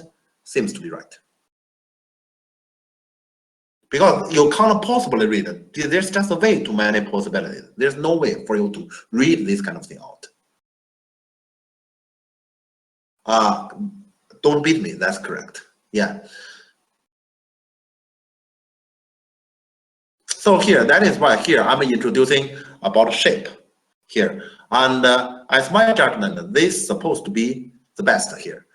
You may say, well, is there any possibility you just play your every single move? That is actually, as your judgment, correct? It is correct and it is best, but at the end you still die. Possible. Possible. That just means, well, then my very original judgment to invade at C12 is wrong, because then that group is supposed not to live. But as my judgment, when I invade this there at C12, to me, white is supposed not to die, or white is supposed to get something out from there. So I'm confident. Yeah, if you ask how much I read absolutely zero.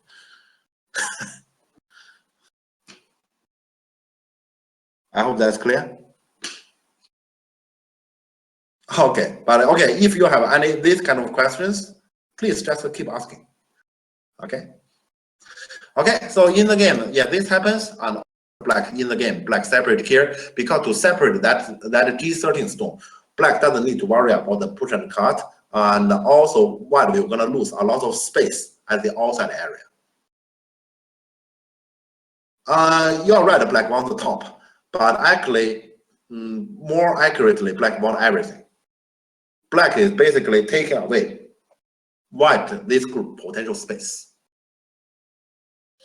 Okay. Yeah, of course, because here black is a challenger. Black is challenging me, and he is saying, "Jeff, you dare not gamble. I dare. I don't mind to lose everything. Dare you take risk as you're gonna make a group here? I try to kill you, and if you lose here, yeah, if you die here, you lose again. Dare you?" This is his language to challenge.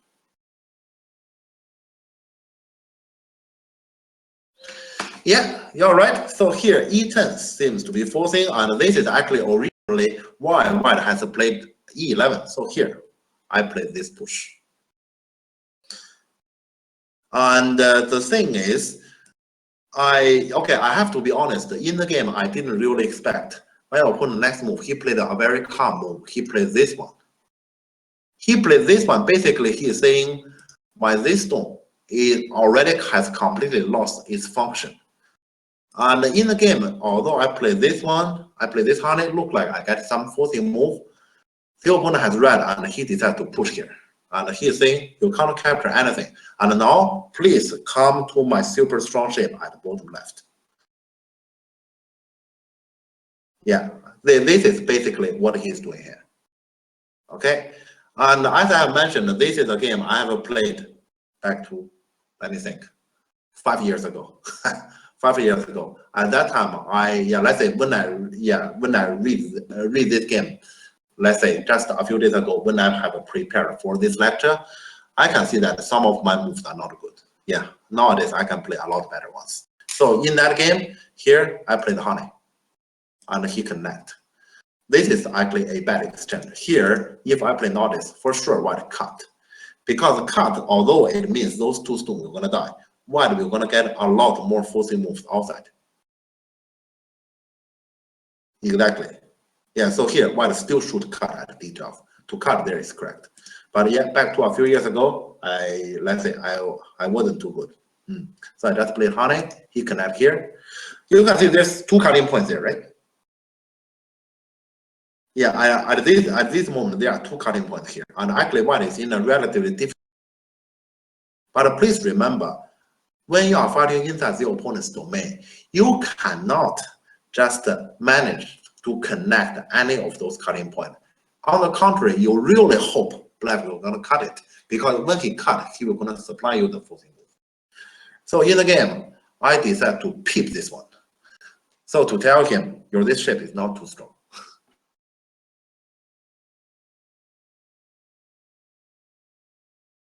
Yeah, and I'm kind of threatening to cut, but not really.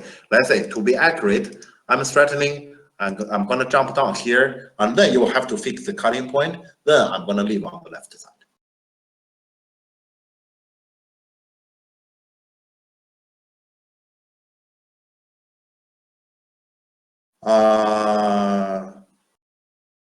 Depends. I have to say depends. You will see. Okay. So when I keep here, I have to say at this moment, this young guy, he lost his temper. So he decided to counterattack me because here I'm threatening, I'm gonna use his cutting point there at e5. I'm peeping there. And so in the game, he decided to climb. So, okay, I will show you what is going on next. So I connect this one. I descend here, and he push. He is basically saying, Jeff, you peep me there, look at it. I didn't even touch your that stone. I have captured you in a big scale. Locally, this is a good counterattack. But I have to tell this as a fact. Until the moment when I peep this one, actually, I wasn't sure if I can live. I just act. I mean, you can see my moves. I just throw stones everywhere, kind of, and I just follow the stairs to play. But actually, I wasn't sure if I can live. The moment when this happens, I know that white is alive. This moment, I already know what this whole group is alive, and I will show the following. It's because here white honey,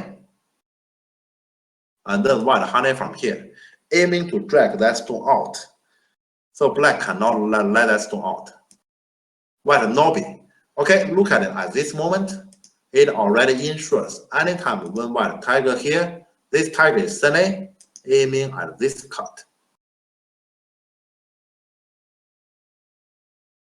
Is that right? I just want to make sure everyone see it. Yes, that means at least one scenario. And so black has no choice because white is also getting out. Black has no choice but to peep here, so to prevent white to get more eyes. Okay, actually here you might ask me, Jeff, that is your scenario, why not take it now? Okay, I will explain this one. It's mainly because here, I hope you look at it. What is approaching to connect with that stone? That is at least a possibility. Then in case if white get to connect, for example, I just show two shapes.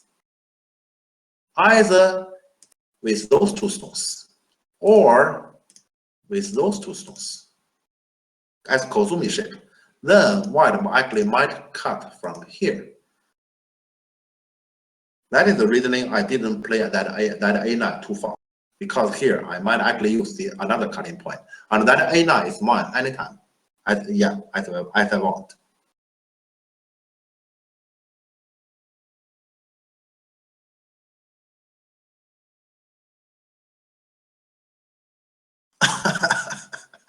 Okay. Well, the thing is, what here, this group are at this moment already cannot die.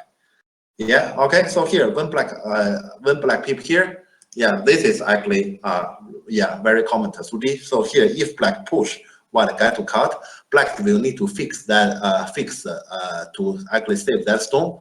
So do like this, that is white next move. That is so easy for white to run out, right?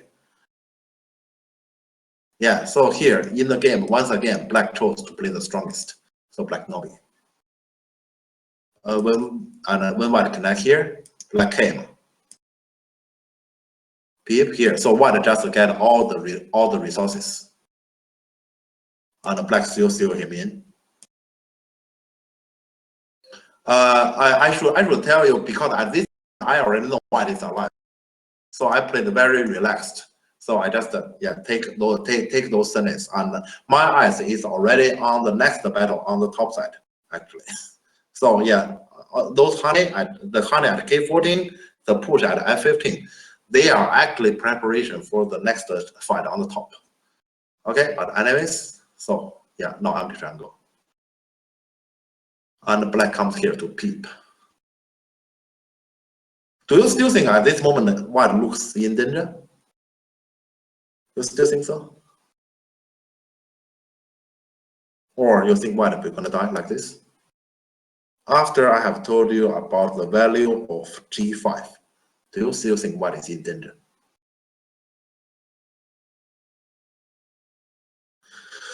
Cut at G14 we're not gonna do much here because the black just simply push at C11, black is alive.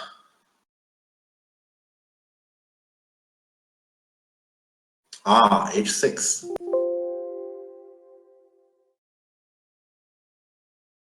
Inazuma, I'm not sure have you read it.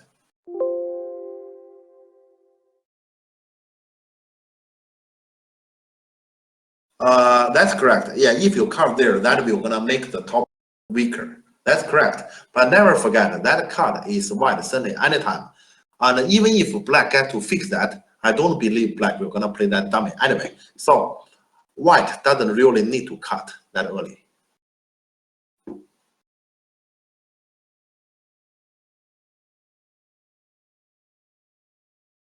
Inazuma, have you really read it? Okay, so here, since we are talking about it, what's wrong with the push?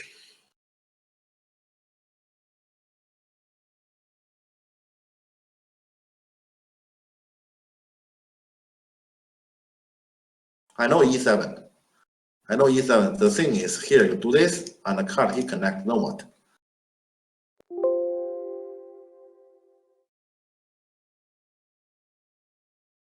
I did have mentioned about that shape, but that shape, I only said white, we're gonna connect in that shape. You can't keep black two stone there and completely cut white off.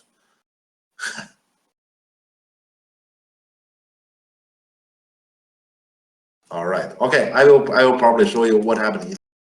All right. So in the game, okay, here you need to be very cautious. In the game, what I did is this goes to me. So I'm threatening to get that shape, but I'm just threatening. In case if black doesn't allow that, then I'm gonna do this to force him to no matter how go back, and then to get this tiger to get out. That's a plan. Okay, so black in the game, he has no choice, but he need to carefully defend that one. And now you can see white next move at G7 is also selling. And now white just simply connect here. Yeah, this is what happened in the game. If black still play till the end, for example, black still say, I'm gonna seal you in. This is white Sunday. White is threatening to get out. This is white Sunday threatening to get that one. This is white Sunday to threatening to cut. It will gonna end up as white leave in Sunday. If black still doesn't continue like this.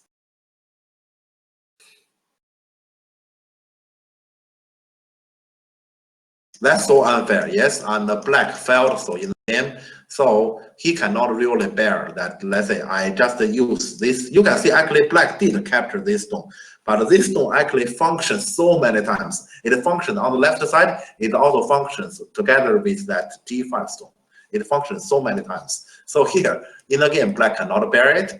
Black just decide to capture that stone, so to take away by that scenario. But then white climb, white get out.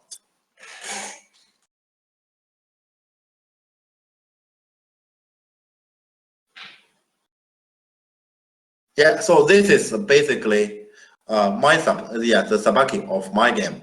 Imagine that I want you to look at it from the start. It doesn't look like white can do anything, right? From the start, white only this one single stone invaded, and at the end it's like this. So white basically drag everything out. How did it happen? How did it happen? I hope you notice here, white actually didn't use any kind of the technique I have introduced. But the white is following two principles. One, let's say at the start, when you only have a few stones, keep the shape flexible. It will be as if anything can die. So black can always capture your some stones, but he can hardly find out who is the major target. That is number one. And second, you always seek for forcing moves. You can see finally how did white live. When it comes to this shape, now you can see the forcing move is structuring.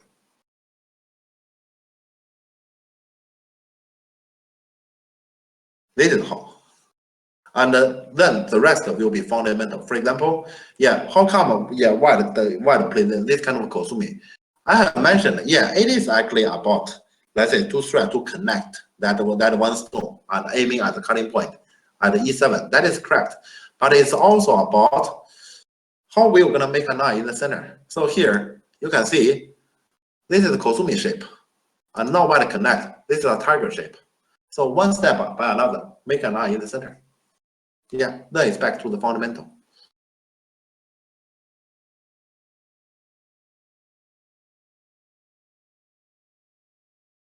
I hope that's clear.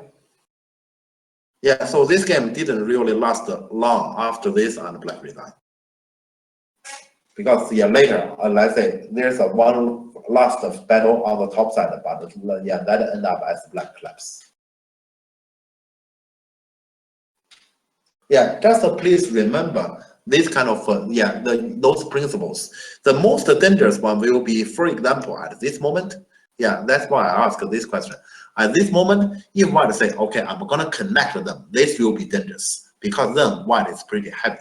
Here, you need to keep it flexible. Keep it flexible, seeking for forcing moves. Yeah, once you have forcing moves, that is actually valuable resources for you to actually, let's say, seek for I-shape or seek for space to escape. Because this, let's say, when we say quantity of space on the left side, it is actually a certain amount. So if we say that is a number, that number can hardly change. What can be changed is the quality of space. That means, let's say, in this limited area, how much you can get as forcing move to help you to develop this space. So that is a variant. Okay, yeah, that is actually a Sabaki example from my game. I hope that's clear. All right, good. Okay, and I know that we do not have much time left, but okay, I want to introduce the following ones as Sabaki examples. So let's say, I hope, yeah, because the following, they are all pro games, and I hope you can all have fun. Yeah, so okay, no problem. Actually, I will start with this one. Yeah, because this is the one actually from Cho Ji-kun's game. Yeah, so yeah, this is a situation. Let's say black has his group. Yeah, let's say black has the two space extension on the left side that is actually weak, and the bottom stone there also is actually in trouble. Yeah, but actually I can tell you the last two moves are like black invade here, and and white attach. So here black has already planned it for this. So yeah, in this game black is Cho Ji-kun. And so, because he has planned for this, his intention is not to actually live inside. If he live inside, white we're gonna capture white or capture black two space extension in a big scale. That is actually something white wants. So that is not his plan. So in this game, Cho Ji-kun just played honey. Normally in this kind of attachment, please, yeah, I mean, in this kind of structure, invasion, attachment, please remember, at our level, that honey is not considerable. That honey, you let him cut here. Normally, black won't get anything. Yeah, please remember, normally this is something forbidden. E4 is normal, and yeah, if you play E4 at the start, you're gonna live in the corner. But then, as I mentioned, the two stones on the left side will be swallowed in a big scale. And Cho Ji-kun here has a different plan. And the Cho Ji-kun's different plan here is, in the game, he did this attachment. Yeah, so it is a combination with the red side.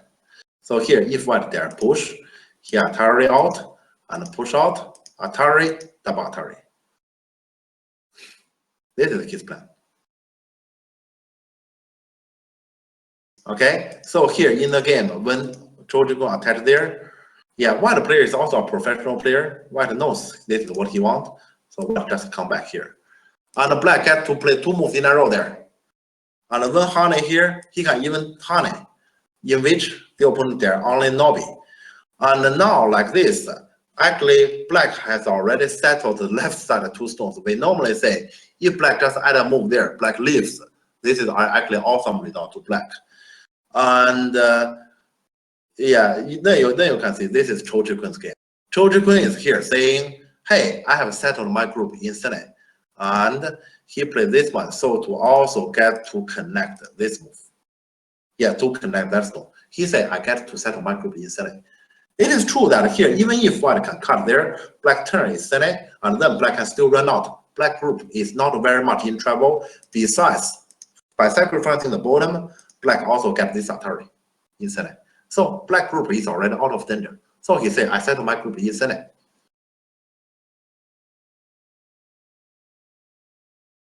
Okay, once again, here, you can see, normally my teacher has told me in this kind of shape, honey is not considerable. Don't even think about it.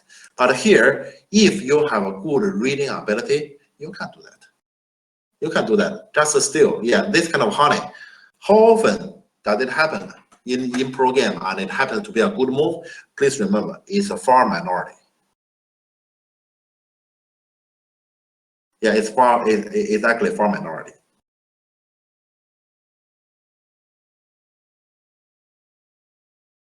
Instead of N5. Ah, well, it can be many. Oh, sorry. For example, I mean, he can actually get that Atari anytime as he wants. And that Atari will only definitely be needed if like left side is not alive. Otherwise, that Atari may not really be needed yet. So simple reason, go straight.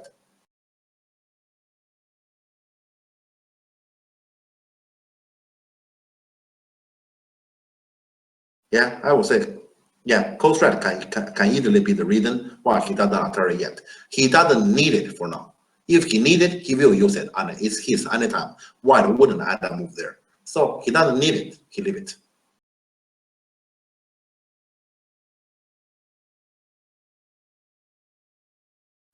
Ah, directly this one, huh? Directly do like this. I would say that is simple. Well, just Atari here and Atari. You can see, basically without that exchange, nothing will gonna happen. Opposite? Ah, you mean just do like this. Atari here and push out. Like this, right? Yeah. Well, okay, I think, yeah, you are saying, yeah, like this, he can also get a lot, right? The thing is, like this, black did get to settle the group, but look at the cost. Yeah, this direct way, black also get to settle, but like this, your cost is way too much. Yeah, so basically, what Chojikun did is the best order.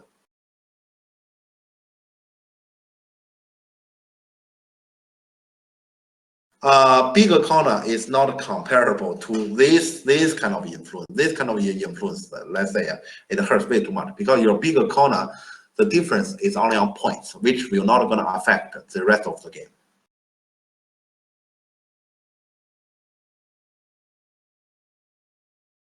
I hope that's clear. It is a bigger corner, but the outside cost is way too much. Normally, please remember, especially you can see here, we are actually at a kind of early state of the game. Points is secondary. What we know normally supposed to concern at this stage of the game will be attack and defense as its related factor. So here you give white this kind of strong shape. It means, for example, white in the future we're gonna have a great advantage.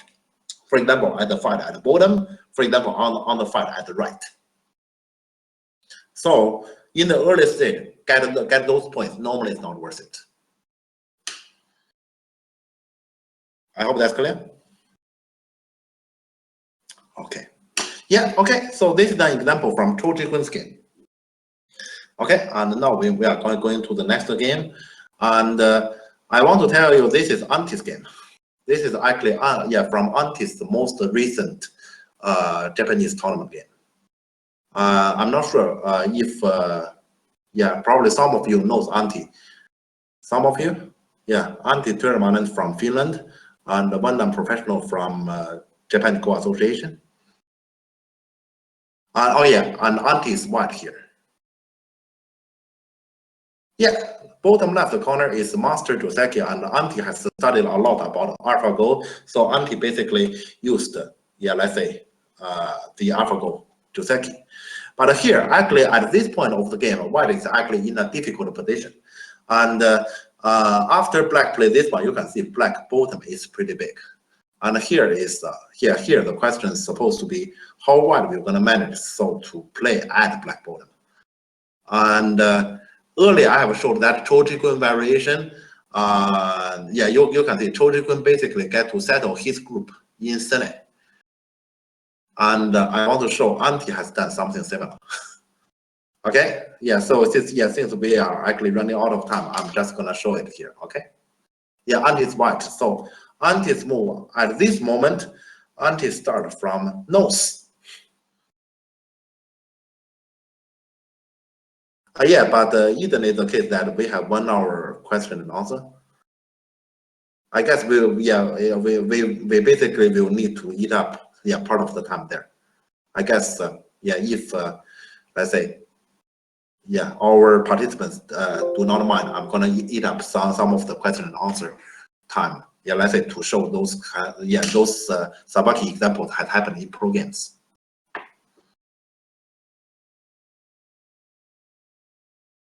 Okay, sure. I already did. I already did cut the question. Oh, you mean cut the questions? Okay, sure. Yeah, okay, doesn't matter. So I'm gonna start from this nose. This is something normally people wouldn't actually imagine. Yeah, it's because okay, here, black honey, what white should do? Yeah, this is actually my impression when I first read this game and I noticed Andy play there. I have no idea what he's up to. But next move, he peep here. Once again, there's a cutting point, use the resources. So he's aiming at the push and cut. Black answer here as bamboo, solid. And now, did you see that? Double honey. He leaves the cutting point. He really wants you to cut. If you cut, he counter attack, he gets the forcing move to get out. And so in the game, black tried not to give him any forcing move. Black just nobby. Yeah, he doesn't fix the cutting point. He keep pushing. Black honey is strong. And now he come to jump here. Look at this. This is black only weakness on the wall here. So yeah, this is really, if you want to invade such a structure, you need to use every single resources possible in order to make things work. Okay, and of course, also white is at the same time aiming to get out. That is something black cannot allow to happen. In the game, black already has played a very good order, I would say. In the game, black wedge here. He didn't play the nobby because he's afraid he played the nobby. Black will push out here. No, you push. White will not gonna block anymore. White will gonna let those stone go in order to go to the bottom. So in the game, black already played very good order. Black wedge, connect, and also he's telling white you cannot push 6 because I have a cut at M5. Okay, and now let's see Anti's performance. White has that many cutting points, right? Okay, he doesn't protect any. He plays this one. And he's still emphasizing here, anytime I connect this one, I'm aiming at this one to get connection. Also, I'm aiming to push out. So like this, and the black they are not cut here because cut here will want they move. So black just did this one. Okay. And now Anti noticed, okay, all the resources used, and he read into it. Tiger, I'm alive. And black peep here, he consuming just enlarge the living space. And the black will need to cut here, otherwise when white connects this one, he's aiming at that 06 so to cut off black again. And at this moment, Anti cost quite some time to read. And his decision. Can you imagine that? This is the moment that actually shocked to me. This is actually something I never have expected. Yes, as his judgment, his group is already alive. And he noticed, okay, after those exchange is done, so here black actually get to enhance this stone. His bottom right corner is weak, so in the game he decided to descent. And his reading is correct because in the game the opponent throw in, Hinobi, capture, descent. While get this group to leave, bottom right corner group after S3 is alive. And now, although black get outside super strong, look at earlier white this decision. So while that 2 space jump is a perfect position so to limit black that strong influence. So earlier before let's say white knows the first move at J4, white was actually in a difficult position. Now white is clearly leading. Yeah, so this is anti-Sabaki at the bottom. Don't beat me. Is anti strong as a pro? If I'm objective, you shouldn't compare his strengths to like Yamauta. I guess that's definitely objective. But you can see here, yeah, this performance is definitely good. This is one of the most exciting Sabaki I've seen. I have to say this. Yeah, I have seen Chojikun Sabaki, and this one to me is comparable.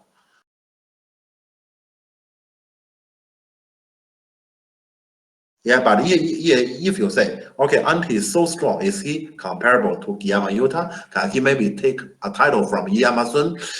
Let's give him more time. Okay, I just want to show this anti-Sabaki, and I think you are right that, let's say here, the J2 peep is not difficult to see, but this nose is very difficult. Yeah, I guess rarely any of us will gonna imagine we're gonna start with this nose. And to Anti, this is his instinct. Okay, I hope this one is clear.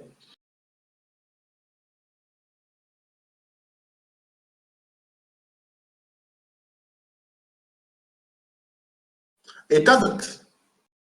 It doesn't. It's mainly, yeah, let's say here, actually what he wants is the opponent honey. So let's say here, he double honey, and so to use this kind of position, the opponent has honey, so he only has 2 liberties on his honey stone, so to get forcing moves. He is actually threatening, I'm gonna get forcing moves from you all the time. So actually,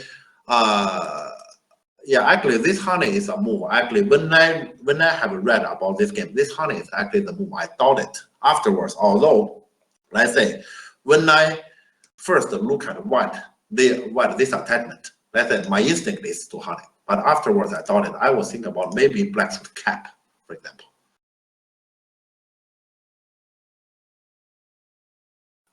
You can't do that because black on the right side is concerned.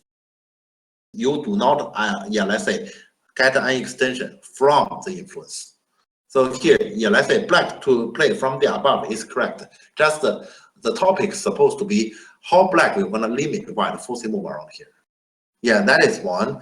And also here, yeah, let's say here, J2 is actually a factor here. So another topic will be, is this G2 Nobi from black too careless? For example, to concern more about the black bottom, this structure, should black maybe jump here instead and give away some corner interest just to take care of the bottom. Like this at the bottom, there's no J2 setting.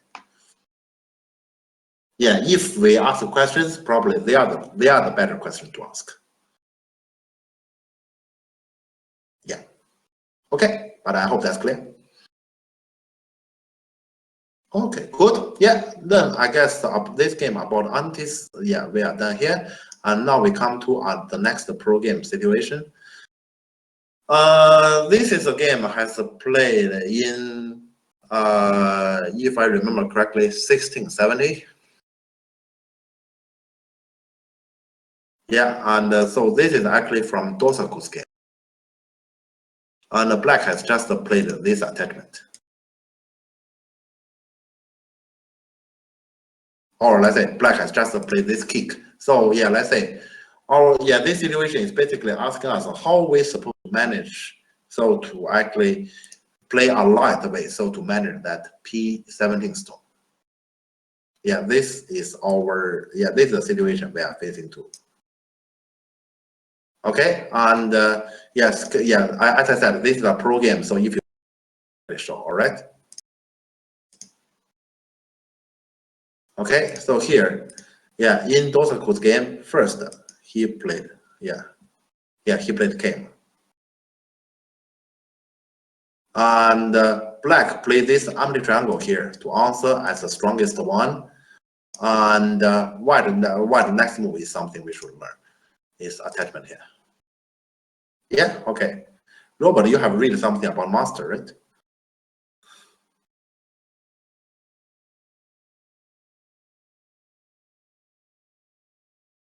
Yeah, so this is basically his Sabaki.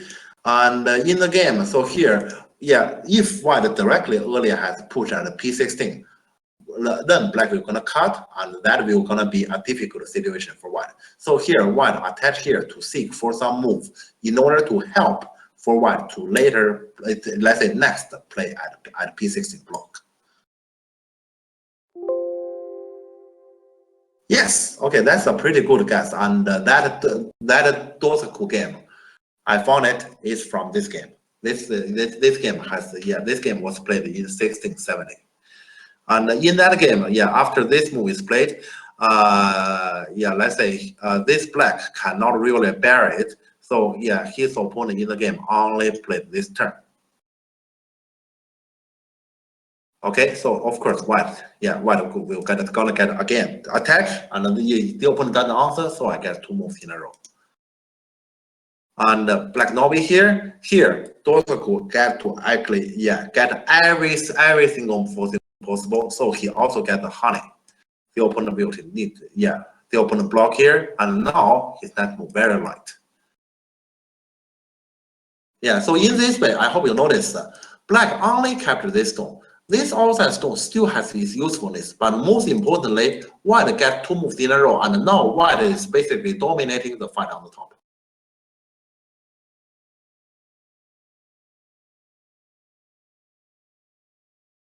Yeah, so here, like this, so white easily get the lead by this kind of Sabaki.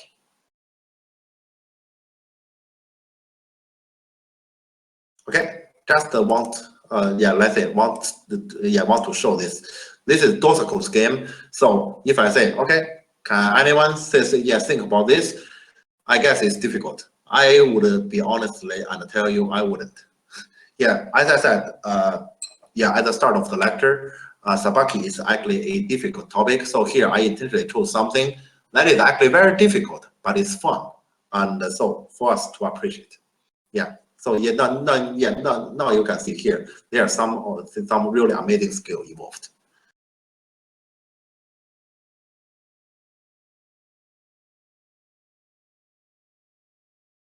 Yeah. Okay. Yeah. So then this is from those game, and now we're gonna come to this situation, and this is okay. We have mentioned a lot about master. This is master against the Chen Yaoye. I think I have given a lecture about this game, right? And since we have already showed what Dosaku has done, it's not so difficult to think about here what master has done. So here, let's say master's Sabaki is Keima and attach.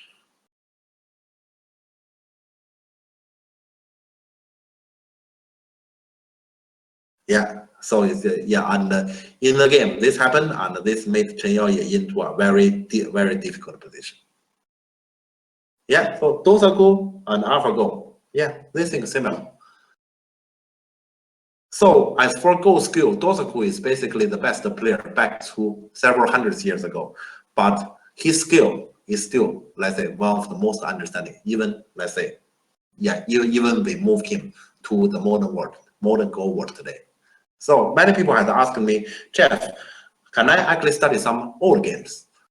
Well, old games are worth to study. Just remember one: the Fuseki and the Joseki are all different. But let's say about Joseki, some of the variations are already outdated. On those, you'd better get the outdated, get the updated version. Yeah, that is something useful to you. About Fuseki is just a fashion. So it's just like clothes. And sometimes people dress like this, and some other time people dress differently, and it doesn't really matter. Yeah, because basically the function of clothes is to actually cover our body and to keep warm. Yeah, once it functions in that way, how it look like may not matter too much. So old games, of course, you can study it.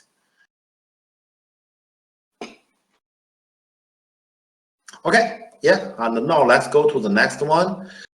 Does this situation looks familiar to someone? To some of you?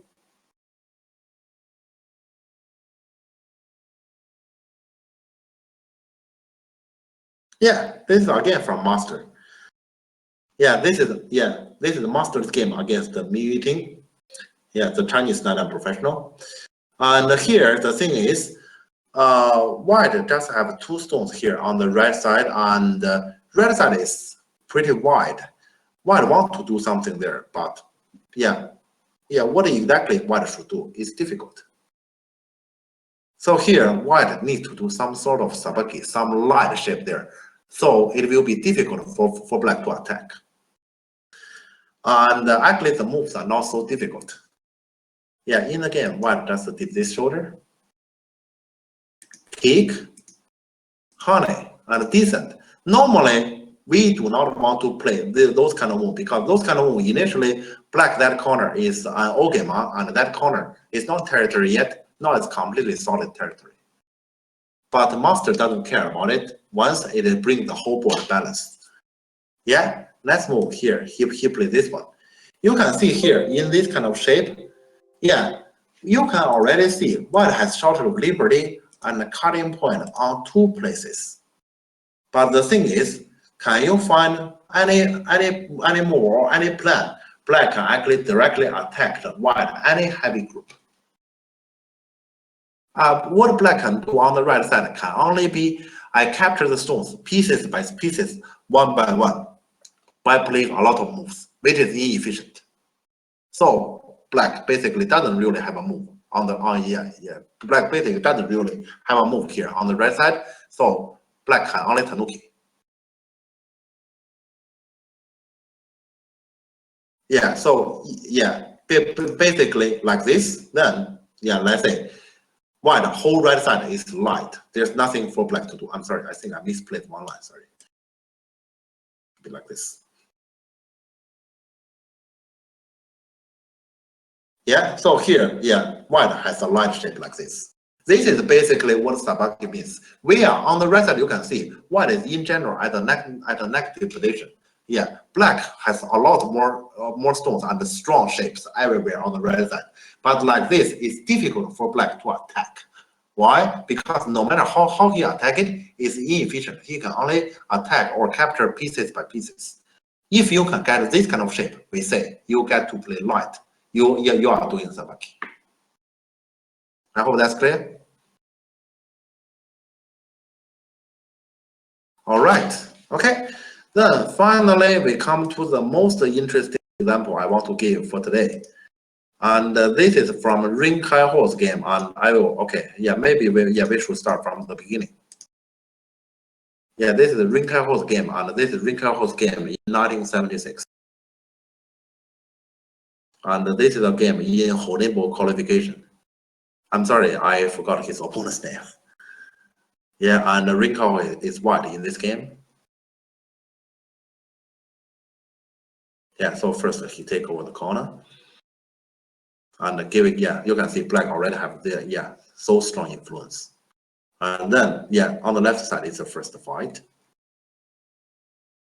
And the black decided, let's say, normally in this kind of shape, black's supposed to just get a connection by pushing at C10 and honey on the second line, so to get a connection. But this black player is a fighter, so he decided to push out and fight. And then, of course, one pushed down to separate black into two. Yeah, so here, both sides played very strong moves. And you can see black here, he has a very crazy idea. He decided to sacrifice the entire top left corner.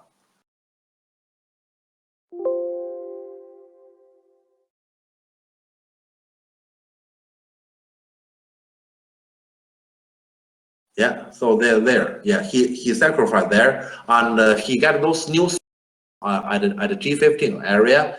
Is not to save them. It's just to make sure, like this, he got more forcing move, and his outside is stronger.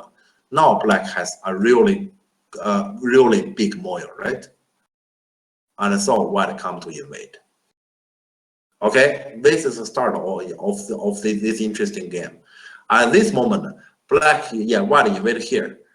I have to ask, how many of you dare invade here as white? Or do you believe, let's say here, you invade here, what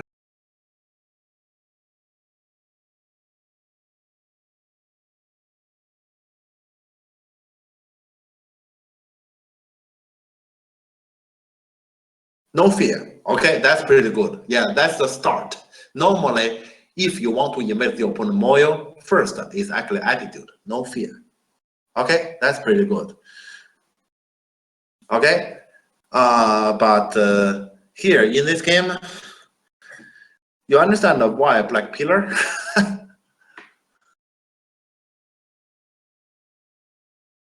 Do you understand why black pillar? Giving no forcing move, that's correct. He doesn't want to give you any forcing move. There's no attachment. He doesn't give you any forcing move. I guess you can understand what is the hint behind this.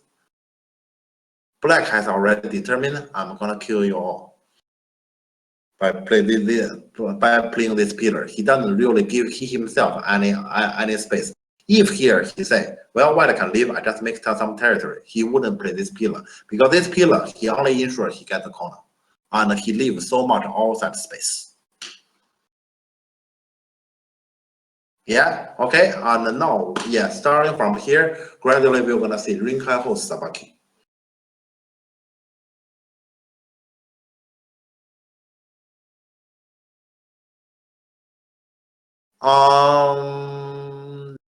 That doesn't work because if you play O15 Kema, you're gonna be separated. The black surrounding is so strong. Yeah, that Kema, yeah, that Kema shape you played in black such a strong shape, you will directly be separated, and black will gonna kick you at P15 in that way to split. What is Rinkai Ho?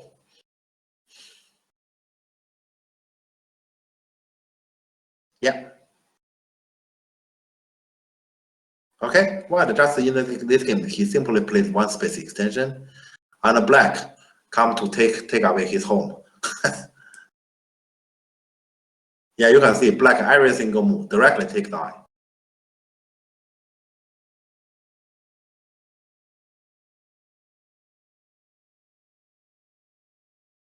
And here, take away the eye.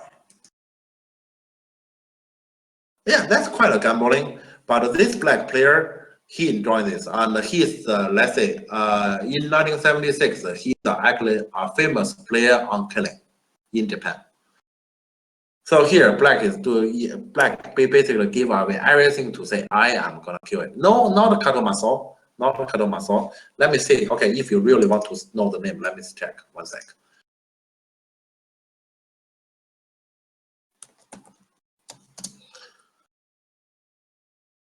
His name is okay. I will copy here. No, not those famous name. Yeah, that is why here I don't remember his name because it's not those famous name you guys have mentioned. Yeah, that's his name.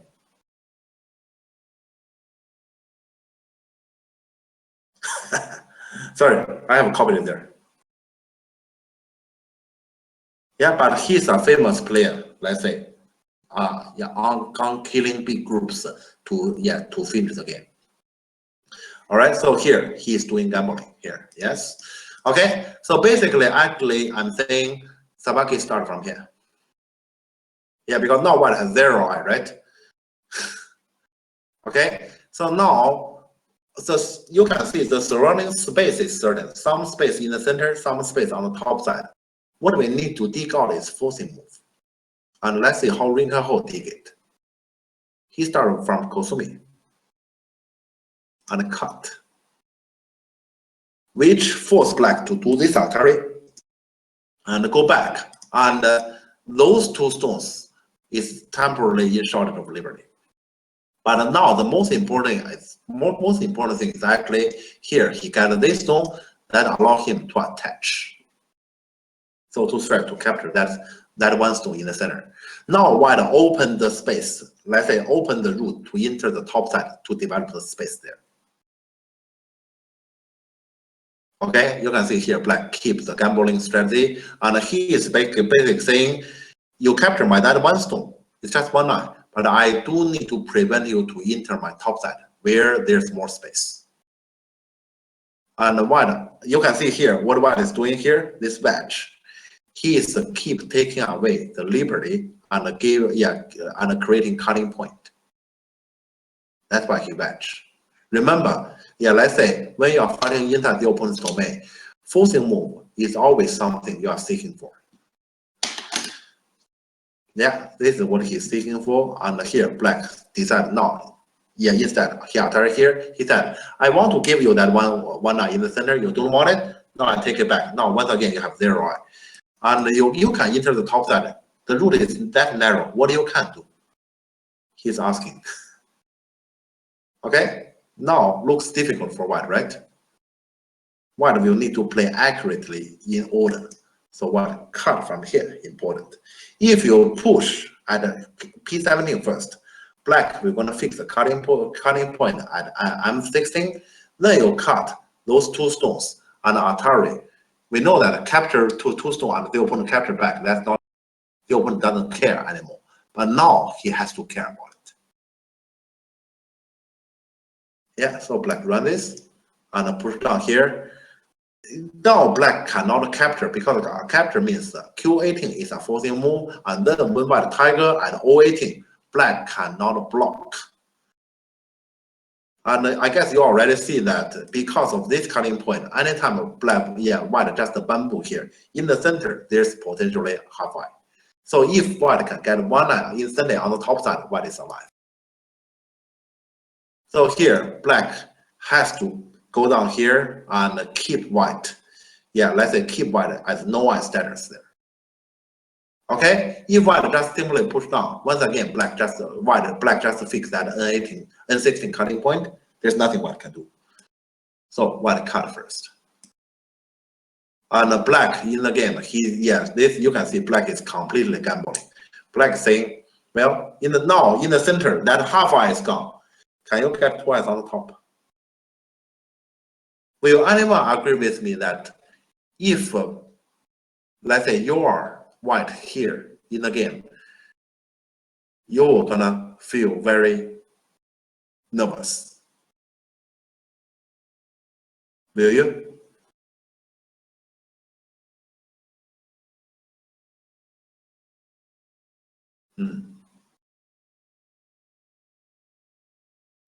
Okay. You know what? Here, let's say I'm with you here. Because if I were white, I would die here too, I feel like. You can see, you may say black is gambling, but black is a good gambler, isn't it? Black basically is taking away white all the resources possible and as fast as possible. Here, if white is not a really good skilled player, white can easily die here. Yeah, if you give me this white and say, Jeff, you play white, you make it live. I have to say I'm not very confident. But let's see how Ren Kai-ho managed next. So he just simply put down. There are 2 attacks, he didn't touch it. He just simply put down here. Okay, and black say, I have so many stones surrounding, doesn't matter. Okay, but run this one. And here black jump. Okay, still doesn't look like white is any hopeful, right? Okay, does anyone understand why does this run?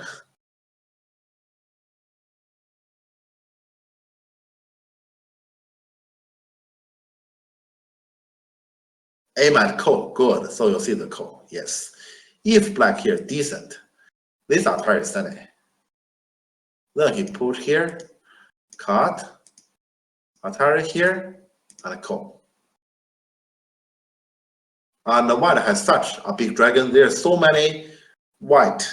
Let's say white has so many head around. So basically, if it comes to a call, we say white we're gonna live. So black cannot let this call happen. So this run is a really good move here. So when white run here, now you can see black they are not decent. Black only there are the capture. Atari connect. And in this corner, when white turn here, this is actually a moment black feel very bad, but black has no choice. Black only go back here. Because you can see black in this corner gradually has life and death trouble. If black there honey, so to say, I'm gonna take away this corner half eye. White we're gonna peep this one, and if you connect, he doesn't connect, then black this whole group is dead. And if you are target the 3, this cut, you can see there's no way for black to actually enter T15 at the moment. Then the 4 is captured. Then white is alive. That is the reasoning. Yes, that is the reasoning here. Black has to endure like this. Now, in that corner, white already got half eye. Okay, half eye means that we need to get a center eye somewhere. So it's still a difficult task, but okay, white earned half eye there. Okay, and then white start from the cave. Yeah, black hold it. Of course, he needs to hold the 3 stones. And white wedge here is actually a pretty annoying move, but black has no choice. Like this, you can see white already, after this, white got a goat eye. But this is also a goat eye, so goat eye is not enough to live. But he got this goat eye first, it means black has to do this. And he take away a liberty of black 4 stones there, aiming at the wedge. And black doesn't understand what are you doing, so black just and white connect this. Now white is actually okay. White is saying I'm gonna get more liberties, and on the top side I'm gonna push and cut from here and have a liberty race with your top side. This is his language. And in order to make sure black wins in the liberty race, black has no choice but to cut from here. I hope you notice the black that the 5 stones is very much in shortage of liberties. So white run here. Black has to push. White block. Atari, those 2 stones is captured as ladder. But it's not over. Because white run the ladder, black still have to follow. Here, basically, I can actually tell at this moment in the game, both sides has already seen everything clearly, but the black just doesn't want to rely, so black played along. Now push and cut here, black connect. Atari here, you see yeah, let's say I believe, let's say here, all the dumb players should be able to see what is going on at least.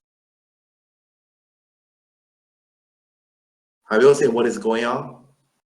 Actually, yeah, if I give some time, most of you can see what is going on. So black, yeah, in the game, black does this. This is the lock. Black is trying to actually get a call on the top side, but white refused. And black can only run. Atari here, run all of them. This is no longer ladder. This is Atari, and this is game over.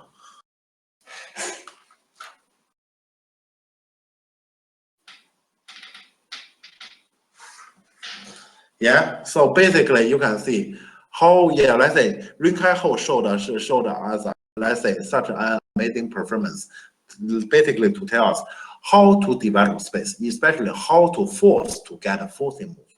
Remember, only do the hard labor work to develop space by yourself is way too difficult. You need the opponent's help. So only by defending there's no future, you will need to look into the opponent's potential trouble. Anything can be a potential trouble. And you can see here, many of the local area, for example, let's take this last one as example. This is a ladder, it works to black, right? On the top side, when black cut here, we push and cut on the top side. White, we're gonna lose in the liberty race, it doesn't work. But how about we combine things together? Basically, yeah, when we fight inside the opponent's domain, this kind of thing happens often. One thing doesn't work, 2 things doesn't work either. But how about we combine them and then to make sure one of them work? That's all what we need in order to develop space.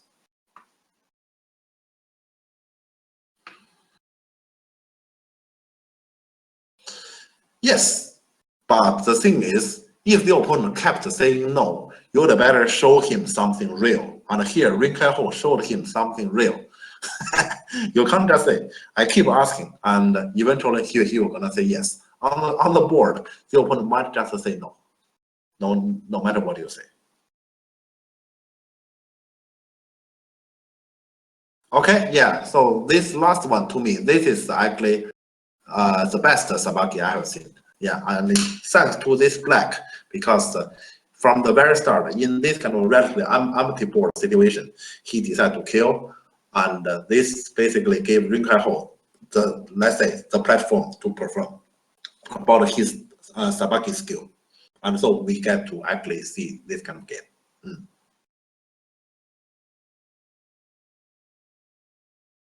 Of course he didn't. Of course he didn't. If you ask, let's say here you can see at this moment, how am I going to develop? Yeah, this is probably the best. So he started with this one. He just tried to figure out what is the best move, let's say, in every single area. It's impossible to read, but there's one thing that works. That is, I think when I invade here, I shouldn't die. Yeah, this is basically a judgment you need, or you may say, or you may not say this is judgment. You may say belief. Yeah. So here he knows I play like this, I wouldn't die. And in the following, I just need to every single move I play as what I know the best. I should be able to live. Yeah, you say to read, impossible. He read that far. Nobody can possibly read that far.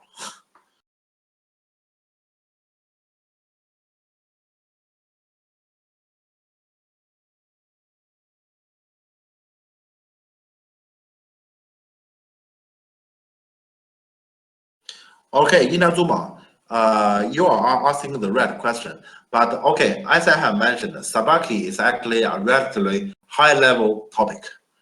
And let's say, if you remember, at the start of this lecture, I have showed you 4 examples, and I asked you to read there. And those 4, let's say I took around an hour to talk about it. Those 4, they are the fundamental one. And here, I hope you still remember, third line, Sabaki, attachment. And yeah, there's another way of the fundamental, let's say, Sabaki, that is a crosscut. Yeah, and let's say, those are the technique. And the intention is basically you want to get forcing moves, or yeah, let's say out from the opponent's stones in order to help you to develop space. And I basically kept emphasizing on that when I'm talking about let's say those pro game example, or actually my own game example. So those are the things let's say you will need to notice. Of course, let's say only by having those principles in your mind, and you say, can I do Sabaki well enough already? No, you will still need to read extremely well. You're right. But let's say, for example, this kind of Sabaki I have showed in this recall game. Yeah, this kind of thing, you probably will gonna meet probably a few times in your entire Go career. Yeah, you won't meet it too often. And also, I'm saying, even if you say I can't read that well, I doubt if your opponent is as annoying as this black player who is that efficient to actually take up his space. So yeah, I'm just saying that you don't need to worry about it too much. Do you understand me? Yeah, let's say here I have showed something. The first four that fundamental examples, they are the most important actually, and I put them at the start. But you know, I actually can keep talking about those kind of examples all the time today. That will gonna make our lecture too boring, because then it's full of finding the shape and read. That is why, okay, in the second half, I decided to actually give something very difficult but very fun.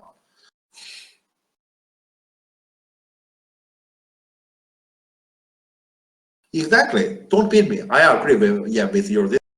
Just do your best from game to game. Actually, I should say from move to move. From move to move. Because sometimes, for example, yeah, Rin Kai-ho here, he said, I invade here, I suppose to leave. You may also say the same, but your judgment can be wrong actually. And then in the following, you have done the best Sabaki as you can possible, you still die. Then yeah, either you're gonna learn, okay, there's better Sabaki actually I can do, or my original judgment is wrong. So in the future, I know with this much space, I can hardly really develop enough space to live. Yeah, that's it. Yeah, that's why Sabaki is difficult. This kind of thing require you to invade the opponent moyo and die. I shouldn't say a few times, dozens of times, in order to get enough experience. So you know, yeah, let's say in what kind of shape I should be able to live, or I shouldn't be able to live. You need to die dozens of times. That is also right. So here, yeah, that it is the premise. The premise is I am not afraid, and then you will be capable to actually get to practice this kind of situation. If you say, I just dare not do it, you will never meet this kind of situation. You will never have the related skill and and the experience to judge.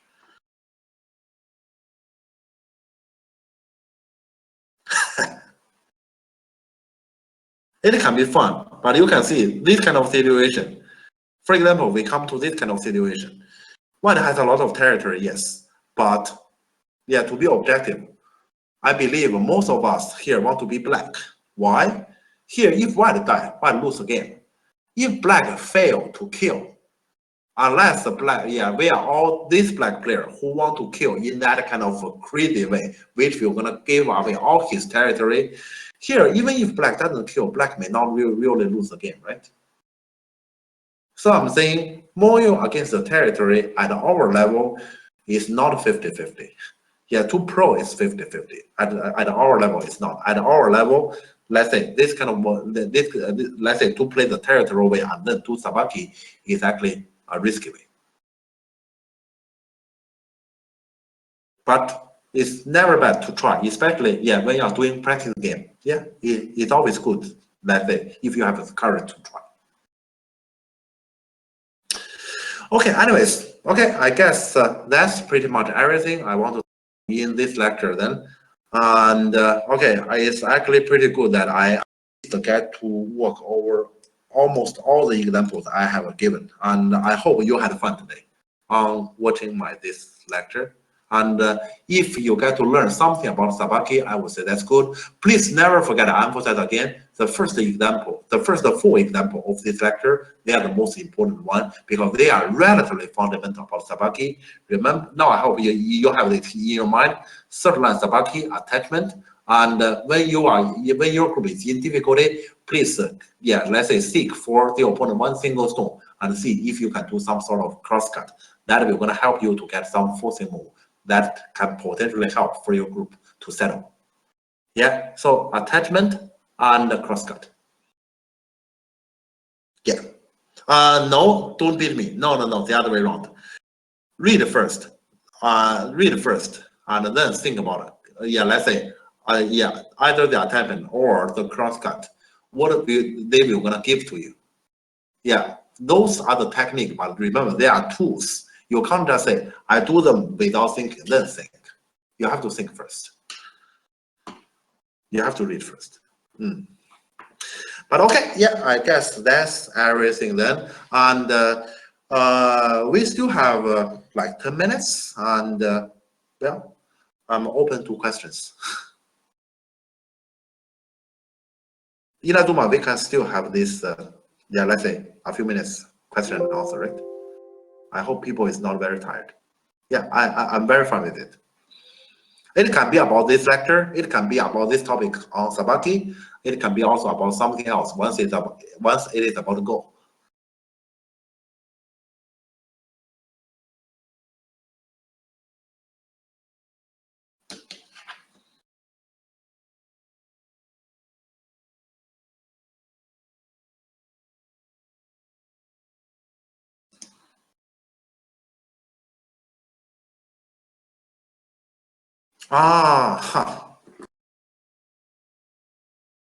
That's a difficult question, actually. Sorry. Yeah, that's a difficult question. It's mainly because I believe you know. For example, even if, let's say in a hospital, even if different patient, they look like, yeah, let's say they look like they are all coughing, or they feel like they're in the same place, they feel the pain. It can easily be they actually have different kind of disease. So two different curricula, the route to show them is different. and there's no same case. Yeah, so yeah, let's say it's difficult for me to answer this question. But one thing is for sure, especially from my talk to Don't Beat Me. My first best suggestion to Don't Beat Me is to be confident. And I have mentioned at the start, you have nothing else but your own reading to trust. Trust your own reading and practice with your reading, improve your reading. You want to be a good reader, that is the way. But if you don't even trust your reading from the start, your reading will never grow and you will never trust it. If I give one suggestion, this is. That's not necessary. I mean, unnecessary. I would say confidence first. And then, as for Sumigo is one way to actually improve your reading. That is true. But I do not really recommend it to everybody, especially I do not recommend it to everybody to do it too many, because I know that some people, me included, that we do not really like Sumigo. Yeah, if so, just do, let's say, just do some amount to you that is fun. You can still enjoy it. Do not do it as I hate it. I don't really want to do it, and I still do it. I force myself to do it until I feel headache. That will gonna function to the other way. I mean, our bottom line is we love Go, not the other way. Yeah, Go Quest can be pretty good, because Go Quest actually, when you play on those kind of small board, you will automatically get to actually meet or get to see all different sort of Sumigo shape that may not even happen on book, but you have to solve it. Yeah, and you have to solve it under the time pressure. I would say Go Quest is pretty good. If let's say you do not really like Sumigo, yeah, I would say Go Quest is actually a very good solution. I mean, in general, to play on small board is actually a very good solution. Yeah, let's say to compensate. Just never forget. Yeah, let's say the rule change a little bit. It is a different game. So when you're playing on 9x9 board or 13x13 board, you must tell yourself, I'm playing a different game. Why? The logic here is different. So do not bring, I mean, it can easily be you play a lot on Go Quest, and then you get some Go Quest habit, and that can actually affect your 19x19 game performance. And if you want to prevent it to affect your performance, please remember from the start, tell yourself it's a different game.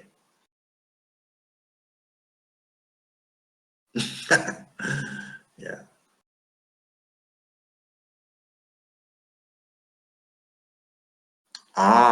That works. Yeah, that works. I hope you understand the pro moves that you are, let's say you are copying. Yeah, if so, that actually helps you better.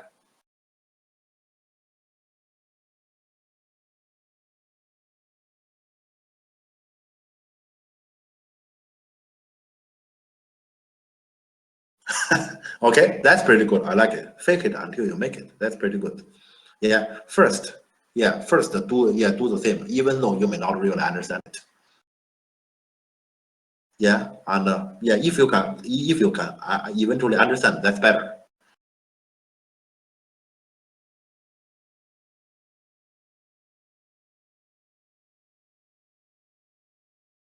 Okay. Well, any further questions?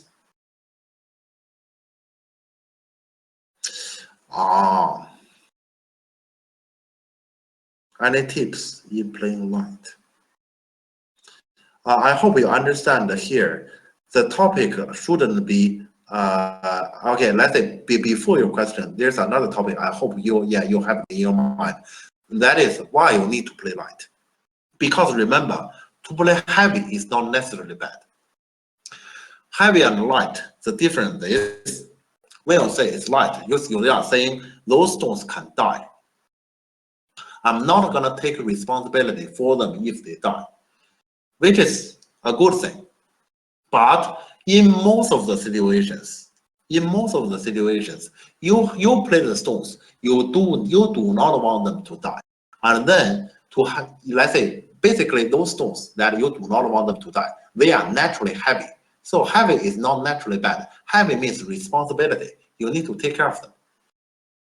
So yeah, when you say how to play light, first you need to understand why I need to play light. Yeah, so for example, yeah, from this lecture you can see, when we are fighting inside the opponent's domain, yeah, it's unreasonable to expect that we have one heavy group and got attacked and we will not gonna suffer. So if we play light, we are gonna actually limit our loss. And so yeah, and still reach our intention to take away the opponent more, for example. So at this moment we need to play light. Yeah, so first, please have this in your mind. Once again, I want to say, there's nothing necessarily bad or good in Go. So heavy is not necessarily bad. Light is not necessarily good. Yeah, sometimes you need to play heavy, or let's say most of the time you are actually playing heavy. Just we do not comment in that way, or we do not really describe it that way. You are actually in most of the time you are playing heavy, because you are playing the stones that you want to keep.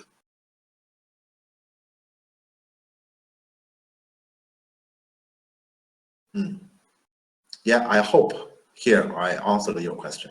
So yeah, you need to know why I need to play light.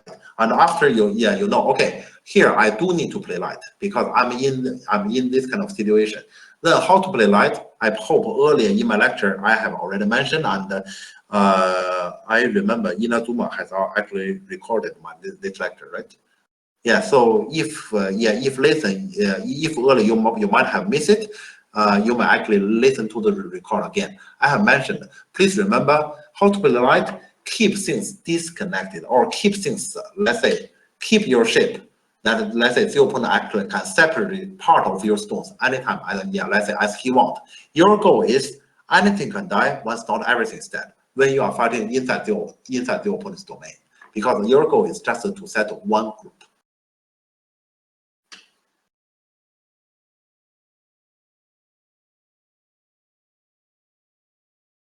How to manage your emotional attachment to stones? Are you trying to tell me like you feel like their parents or something? No problem. Emotional attachment. You have, yeah, so basically you feel like I give them the life. How can I let them go? You don't want to give up. Yeah. All right. Simple. Inazuma, this is simple to answer. I have 10 babies. Imagine I have 10 babies, but every single month I only earn 1,000 euro, and I need to pay rent, I need to pay food, I need to pay transportation. How can I possibly foster 10 babies, let's say, to make them grow up to be adult? What is my best way? I don't want to give them away, but there's some decision I have to do, right?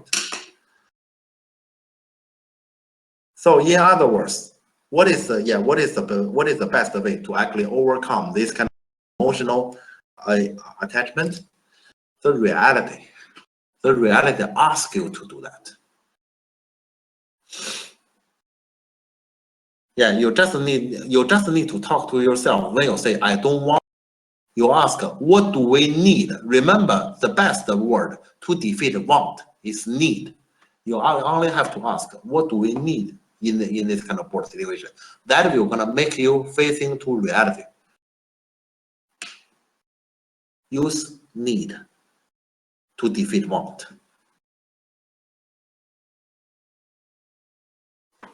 I hope that's clear. I would say, yeah, let's say my last sentence is the most useful. Yeah, when you say want, remember, yeah, use need to defeat him. Yeah, of course. And you need, yeah, in order to defeat your emotion, you need a weapon. What is the weapon? It's need, because need will gonna bring you rationality. Yeah. I fully understand what you are talking about. Yeah, and I sometimes have the same. The thing is, once again, you can't possibly use feeling to make decisions. Yeah, using feelings the decisions made by feeling are not real decisions at all. That's rather instinct.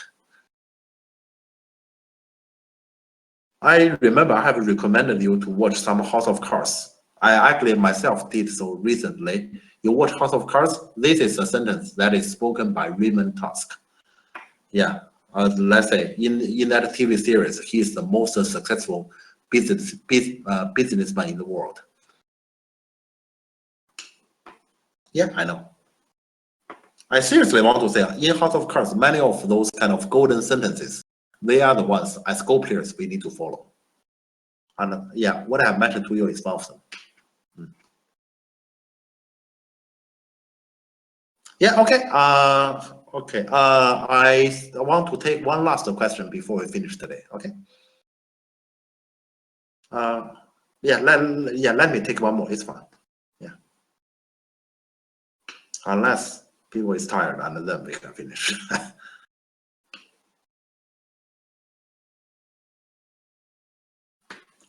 They are tired? Everyone want to finish?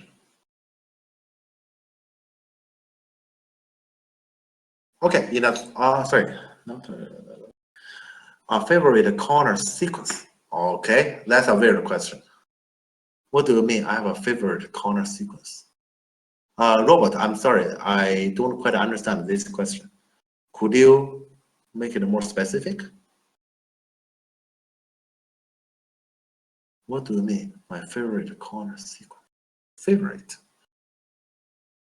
I know who is my favorite US president. I know who is my favorite UK prime minister. What is my favorite corner sequence? I don't get it. Our favorite Joseki. Joseki is supposed, if we talk about Joseki, it means I get something, I give something. If I have something favorite for one color, then it means it's not 50-50. So I don't quite understand this question.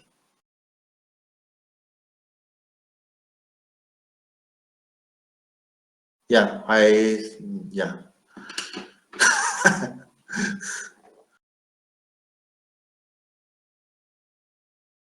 One I personally enjoy.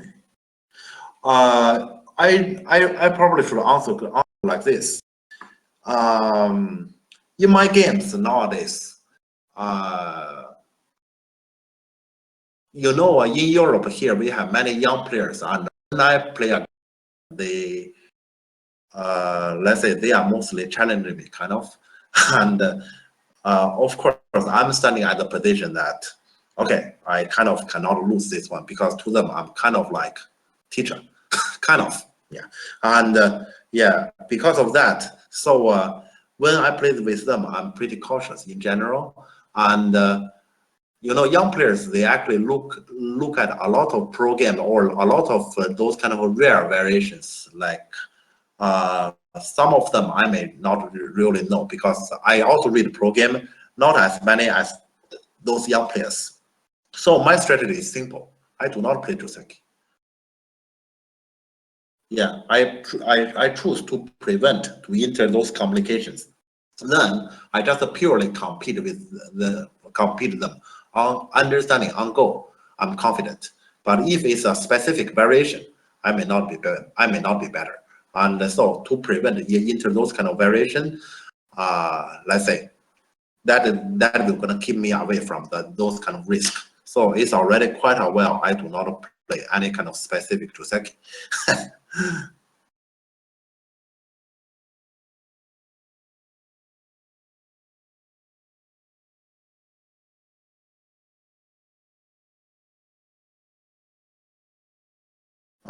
I can only explain this much because when you say my favorite Joseki,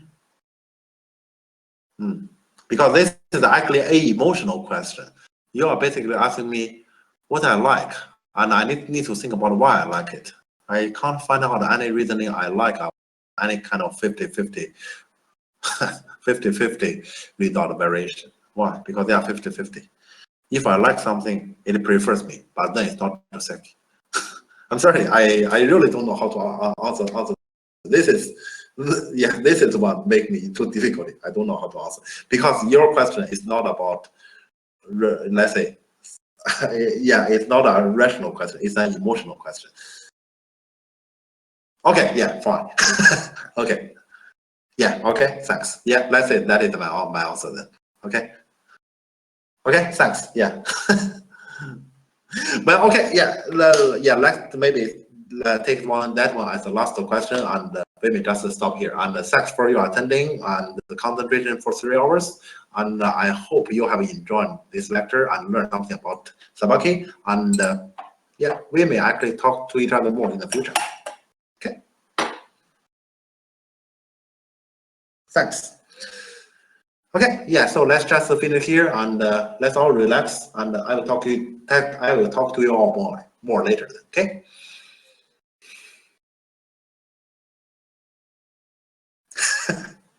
Okay, so talk to you later then. See you. Bye.